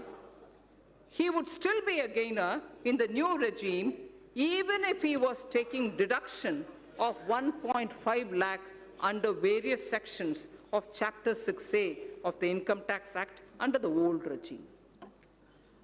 The new tax regime, sir, shall be optional for taxpayers, so there's no compulsion. Those who want to be in the old regime can continue to be in the old regime, in the old rates, in the whole sets of exemptions and deductions. But those who wish to come into the new are welcome to come into the new. An individual who is currently availing more deductions and exemptions under the Income Tax Act may choose to avail them and continue to pay the tax in the old regime. A new personal tax income tax rates will entail estimated revenue foregone of 40,000 crores per year. We have also initiated measures to pre-fill income tax return so that an individual who opts for the new regime would need no assistance from an expert to file his return and pay income tax. Sir, I will have to put this observation here. In order to simplify income tax system, I have reviewed all the exemptions and deductions which got incorporated in the income tax legislation over the past several decades. In fact, I have that list with me, sir. Somewhere.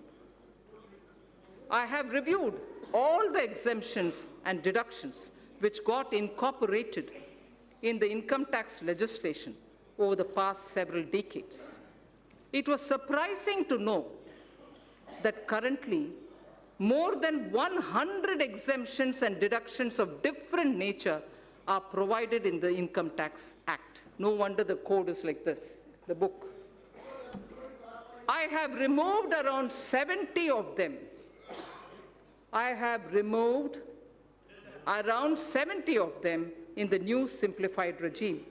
We will review and rationalize the remaining exemptions and deductions in the coming years, with a view to further simplifying the tax system and lowering tax rates. Sir, the dividend distribution tax. Currently, companies are required to pay dividend distribution tax on the dividend paid to its shareholders at the rate of 15% plus applicable surcharge and cess, in addition to the tax payable by the company on its profits. It has been argued that the system of levying DDT results in increase in tax burden for investors, and especially those who are liable to pay tax less than the rate of DDT if the dividend income is included in their income. Further, non-availability of credit of DDT to most of the foreign investors in their home country results in reduction of rate of return on equity capital for them. In order to increase the attractiveness of the Indian equity market and to provide relief to a large class of investors, I propose to remove the DDT and adopt the classical system of dividend distribution tax, under which companies would not be required to pay DDT. The dividend shall be taxed only in the hands of the recipients at their applicable rates. Further, in order to remove the cascading effect, I also propose to allow deduction for the dividend received by holding company from its subsidiary. The removal of DDT will lead to estimated annual revenue foregone of 25,000 crores. This is another bold move, sir, which will further make India an attractive destination for investment. Sir, concessional rate for electricity generation companies. In order to give boost to the manufacturing sector, new provisions were introduced in September 2019, offering a concessional corporate tax rate of 15% to the newly incorporated domestic companies in the manufacturing sector, which start manufacturing by March 31st, 2023, the corporate rate cut which happened in September. In order to attract investment in power sector, I propose to extend the concessional corporate tax rate cut down to 15% to new domestic companies engaged in the generation of electricity as well, so that corporate rate, which came down to 15% for the new manufacturing companies, will now be available even for power generation companies too. So tax concession for foreign investments. In order to incentivize the investment by foreign sovereign wealth funds of foreign governments in the priority sector, I propose to grant 100% tax exemption to their interest, dividend, and capital gains income in respect of investment made in infrastructure and other notified sectors before 31st March 2024, with a minimum lock-in period of 3 years. Honorable Speaker, sir, in order to make available foreign funds at lower cost, I propose to extend the period of concessional withholding rate of 5% under Section 194 LC for interest payment to non-residents in respect of monies borrowed and bonds issued up to 30th June 2023. I also propose to extend the period up to 30th June 2023 for lower rate of withholding of 5% under Section 194 LD for interest payment to foreign portfolio investors and qualified foreign investors in respect of bonds issued by Indian companies and government securities. I further propose to extend the concessional rate of withholding of 5% under Section 194 LD to the interest payment made on the municipal bonds. In order to incentivize listing of bonds at IFSC exchange, I propose to further reduce the withholding rate from 5% to 4% on interest payment on the bonds listed on its exchanges. Startups. Startups have emerged as an engine of growth for our economy. Over the past year, our government has taken several measures to handhold them and support their growth. During their formative years, startups generally use employee stock option plan, the ESOP, to attract and retain highly talented employees. ESOP is a significant component of compensation for these employees. Currently, ESOPs are taxable as perquisites at the time of exercise. This leads to cash flow problem for the employees who do not sell the shares immediately and continue to hold the same for long term. In order to give a boost to the startup ecosystem, I propose to ease the burden of taxation on the employees by deferring the tax payment by 5 years or till they leave the company or when they sell their shares, whichever is the earliest. Further, an eligible startup having turnover of up to 25 crores is allowed a deduction of 100% of its profits for 3 consecutive assessment years out of 7 years. If the total turnover does not exceed 25 crore rupees. In order to extend this benefit to larger startups also, I propose to increase the turnover limit from existing 25 crores to 100 crores. Moreover, considering the fact that in the initial years, a startup may not have adequate profit to avail this deduction, I propose to extend the period of eligibility for claim of deduction from the existing 7 years to 10 years. So the corporate rate cut in September has led to a lot of cooperatives who are asking for level playing field. Cooperative societies play an extremely important role in our economy in facilitating access to credit, procurement of inputs, and marketing of products to their members. These cooperatives are currently taxed at the rate of 30% with surcharge and cess. As a major concession, and in order to bring parity between cooperative societies and corporates, I propose to provide an option to the cooperative societies to be taxed at 22% plus 10% surcharge and 4% cess with no exemption or deductions. Further, I also propose to exempt these cooperative societies from alternative minimum tax, the AMT, just like companies under the new tax regime are exempted from minimum alternative tax, the MAT. MAT for corporate tax, corporates were removed, and similarly now AMT for the cooperatives is also being moved. Medium and small and micro enterprises, the MSMEs, currently businesses having turnover of more than 1 crore rupees are required to get their books of accounts audited by an accountant. In order to reduce the compliance burden on small retailers, traders, shopkeepers who comprise the MSME sector, I propose to raise by 5 times the turnover threshold for audit from the existing 1 crore to 5 crore.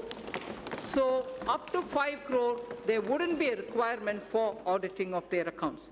Further, in order to boost less cash economy, I propose that the increased limit shall apply only to those businesses which carry out less than 5% of their businesses and business transactions in cash. So we wish to move to greater digitization. Affordable housing. For realization of the goal of housing for all and affordable housing, in the last budget, I had announced an additional deduction of up to 1,50,000 rupees for interest paid on loans taken for the purchase of an affordable house. The deduction was allowed on housing loans sanctioned on or before 31st March 2020. In order to ensure that more persons avail this benefit and to further incentivize the affordable housing, I propose to extend the date of loan sanction for availing this additional deduction by 1 more year. Further, in order to boost the supply of affordable houses in the country, a tax holiday is provided on the profits earned by developers of affordable housing projects approved by 31st March 2020. In order to promote the affordable housing projects, I propose to extend the date of approval of affordable housing projects for availing the tax holiday by 1 more year again. I propose to extend the date of approval of affordable housing projects for availing this tax holiday by 1 more year. Sir, next is the concession to real estate transactions. Currently, while taxing income from capital gains, business profits, and other sources in respect of transactions in real estate, if the consideration value is less than the circle rate by more than 5%, the difference is counted as income both in the hands of the purchaser and the seller. In order to minimize hardship in the real estate transaction and provide relief to the sector, I propose to increase the limit from 5% to 10%. Charity institutions. Acknowledging the important role played by the charitable institutions in the society, the income of these institutions is fully exempt from taxation. Further, donations made to these institutions are also allowed as deduction in computing taxable income of the donor. Currently, a taxpayer is required to fill the complete details of this in the donation done in the income tax return for availing deduction. In order to ease the process of claiming deduction for donation, it is proposed to pre-fill the donee's information in taxpayer's return on the basis of information of donations furnished by the donee. This would result in hassle-free claim of deduction for the donation made by the taxpayer. Further, in order to claim the tax exemption, the charity institution have to be registered with the income tax department. In the past, the process of the registration was completely manual and scattered all over the country. In order to simplify the compliance for the new and existing charity institutions, I propose to make the process of registration completely electronic, under which a unique registration number shall be issued to all new and existing charity institutions.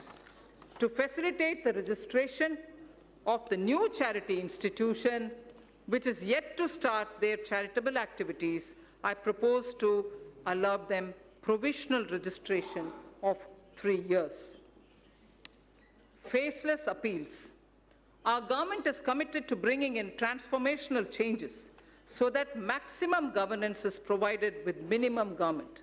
In order to impart greater efficiency, transparency, and accountability to the assessment process, a new faceless assessment scheme has already been introduced. Currently, most of the functions of the income tax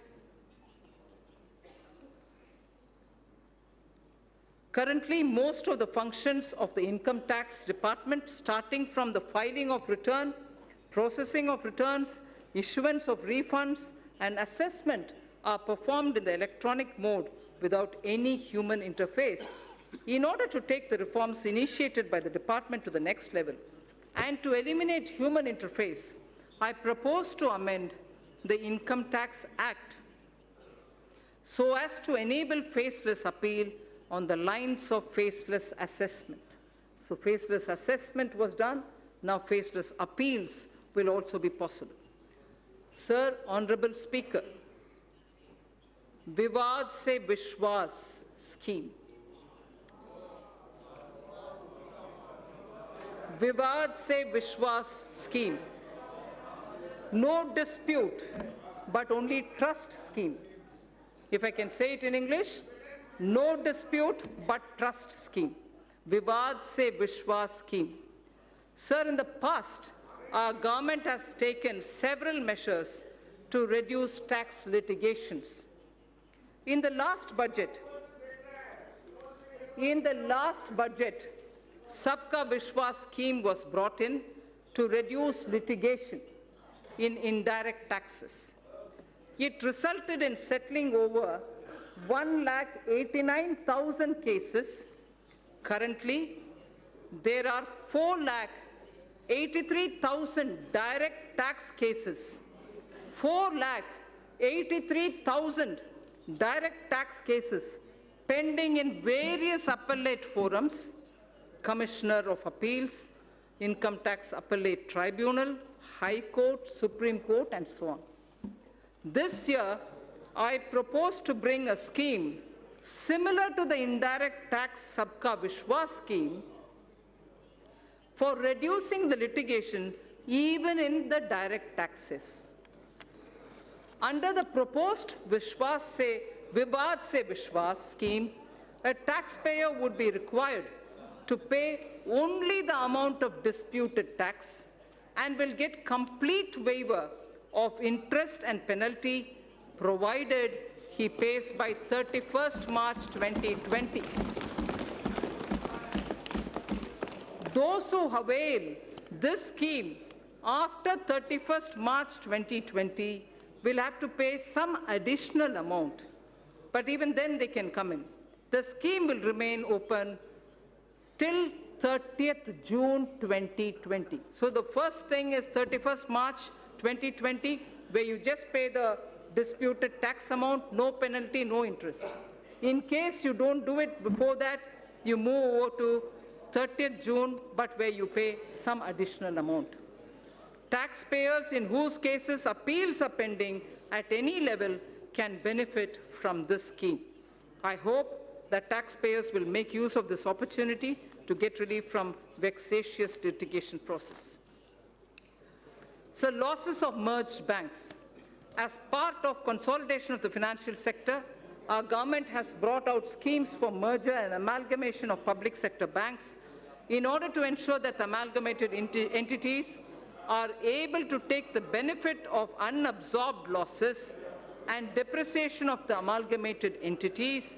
I propose to make necessary amendments to the provision of the Income Tax Act. Taxpayers' Charter. I mentioned it briefly in Part A. Any tax system requires trust between taxpayers and the administration. This will be possible only when taxpayers' rights are clearly enumerated. Towards this end, and with the objective of enhancing the efficiency of delivery system of the Income Tax Department, I propose to amend the provisions of the Income Tax Act to mandate the Central Board of Direct Taxes, CBDT, to adopt a taxpayer's charter. The details of the contents of the charter will be notified soon. Instant PAN through Aadhaar. In the last budget, I had introduced the interchangeability of PAN and Aadhaar, for which necessary rules were already notified. In order to further ease the process of allotment of PAN, soon we will launch a system under which PAN shall be instantly allotted online on the basis of Aadhaar without any requirement for filling up of detailed application form. Sir, our government brought in the GST as a historic reform of the indirect taxes in 2017.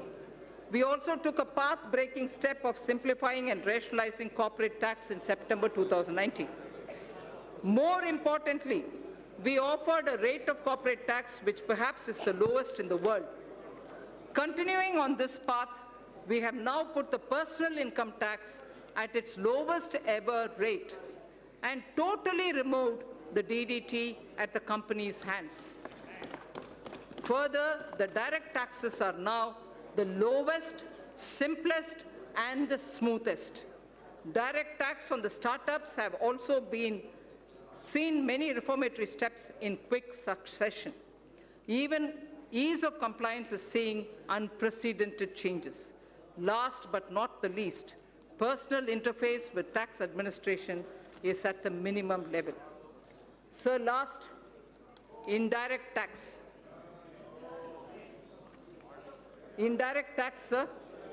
As I mentioned earlier in Part A of my speech, Reforms are continuing in the GST.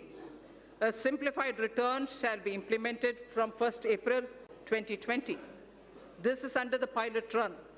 It will make return filing simple with features like SMS-based filing for nil return, return pre-filling, improved input tax credit flow, and overall simplification. Refund process has been simplified and has been made fully automated with no human interface. Electronic invoice is another innovation wherein critical information shall be captured electronically in centralized system. It will be implemented in a phased manner starting from this month itself on optional basis. It will facilitate compliance and return filing. Several measures have been taken for improving compliance. That has been a worry for many of the states. Sir. Aadhaar-based verification of taxpayers is being introduced. This will help in weeding out dummy or non-existent unit. Dynamic QR code is proposed for consumer invoices. GST parameters will be captured when payment for purchases is made through the QR code. A system of cash reward is envisaged to incentivize customers to seek invoice.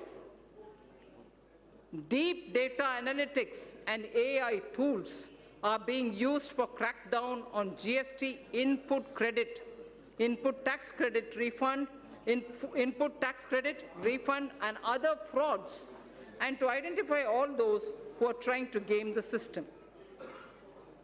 Invoice and input tax credit matching is being done, wherein returns having mismatch more than 10% or above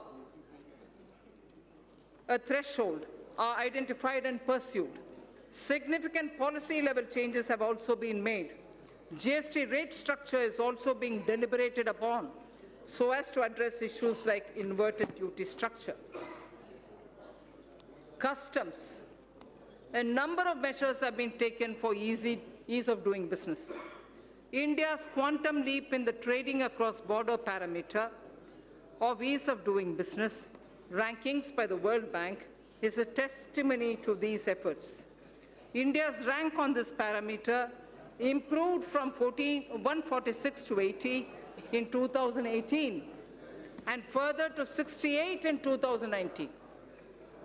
Measures have also been taken for providing a level playing field to our domestic manufacturers, particularly the MSME sector, and for securing our borders. It has been observed that imports under free trade agreements are on the rise. Undue claims of FTA benefits have posed threat to domestic industry. Such import require stringent checks. In this context, suitable provisions are being incorporated in the Customs Act. In the coming months, we shall review rules of origin requirements, particularly for certain sensitive items, so as to ensure that FTAs are aligned to the conscious direction of our policy.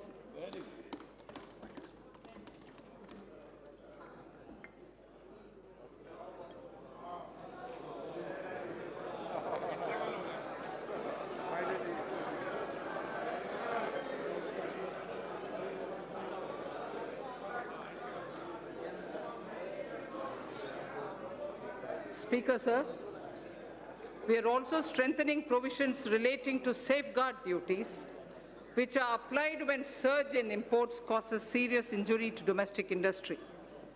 Amended provisions shall enable regulating such surge in imports in a systematic way. The provisions for checking dumping of goods and imports of subsidized goods are also being strengthened for ensuring level playing field for domestic industry. These changes are in line with international best practices. Exemptions from customs duty have been given in the public interest from time to time. However, a number of these have outlived their utility or have become outdated. On review, certain exemptions are being withdrawn. Remaining customs duty exemptions shall be comprehensively reviewed by September 2020 for taking a view on their relevance.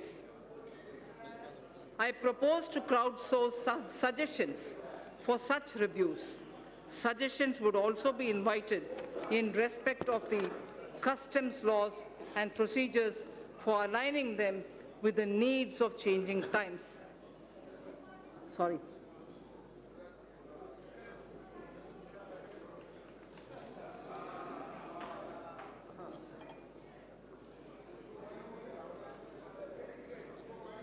Labor-intensive sectors in MSME are critical for employment generation. Cheap and low-quality imports are impediment to our growth. Special attention has been taken to put measured restraint on import of these items, which are being produced by our MSMEs with better quality. Keeping in view the need of the sector, customs duty is being raised on items like footwear and furniture. Our policy of Make in India has started giving dividends. Need more water.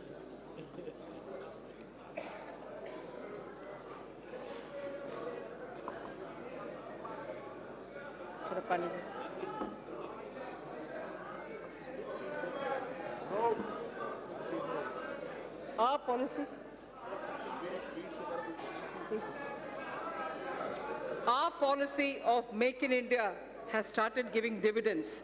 India is now making world-class goods and exporting such products. We have made considerable progress in medical equipments too. Thank you. We have made considerable progress in medical equipment too. Till a few weeks back, we were dependent on imports for medical equipment. Now, not only we are manufacturing medical equipment, but also exporting them in large quantities. This sector deserves further fillip. Government has also been committed to provide health services to all. Ayushman Bharat has made it possible to achieve the twin objectives of giving impetus to the domestic industry and also to generate resources for health services. I propose to impose a nominal health cess by way of duty of customs on the imports of medical equipment, keeping in view that these goods are now being made significantly in India.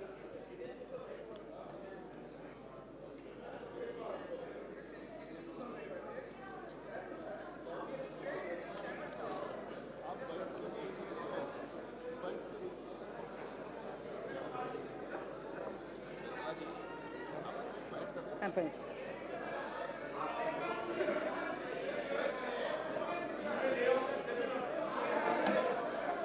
No. There are only 2 more pages.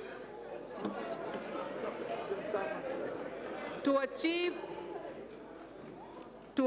the twin objectives of giving impetus to the domestic industry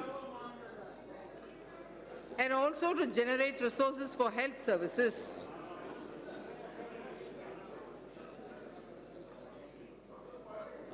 I propose to impose a nominal health cess.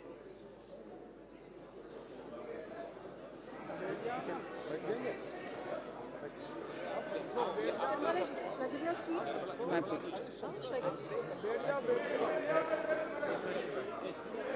Here, in case you feel like having a sweet, just take something. So No, I've got a sweet one.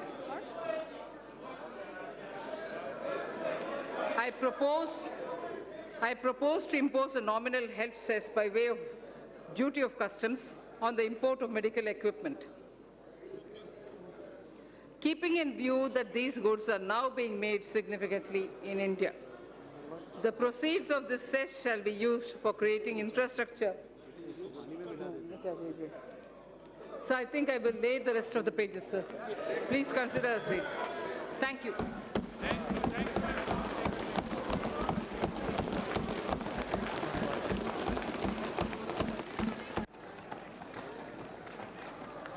माननीय सदस्य please, माननीय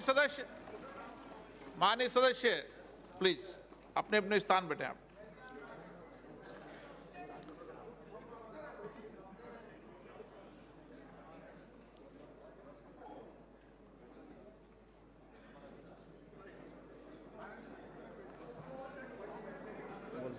item number 3, Shrimati Nirmala Sitharaman जी statement सभा पटल पर रखें।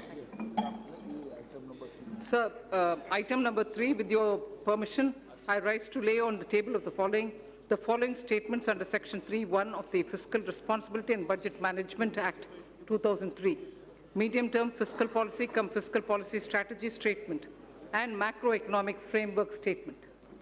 Item number 4, Shrimati Nirmala Sitharaman ji वित्त विधेयक पूर्व स्थापना 2020। Sir, with your permission, I rise to move for leave to introduce the Finance Bill 2020. प्रश्न ये है कि विधेयक को पुनर्स्थापित करने की अनुमति प्रदान की जाए। जो सदस्य इसके पक्ष में हाँ गए, जो सदस्य विरोध में ना गए, मेरे विचार में निर्णय हाँ वालों के पक्ष में हुआ, हाँ वालों के पक्ष में हुआ, अनुमति प्रदान की जाती है। माननीय मंत्री जी, अब विधेयक पुनर्स्थापित। Sir, I introduce the bill. सभा की कार्रवाई सोमवार दिनांक 3 फरवरी 2020 को सुबह 11 बजे तक के लिए स्थगित की जाती है।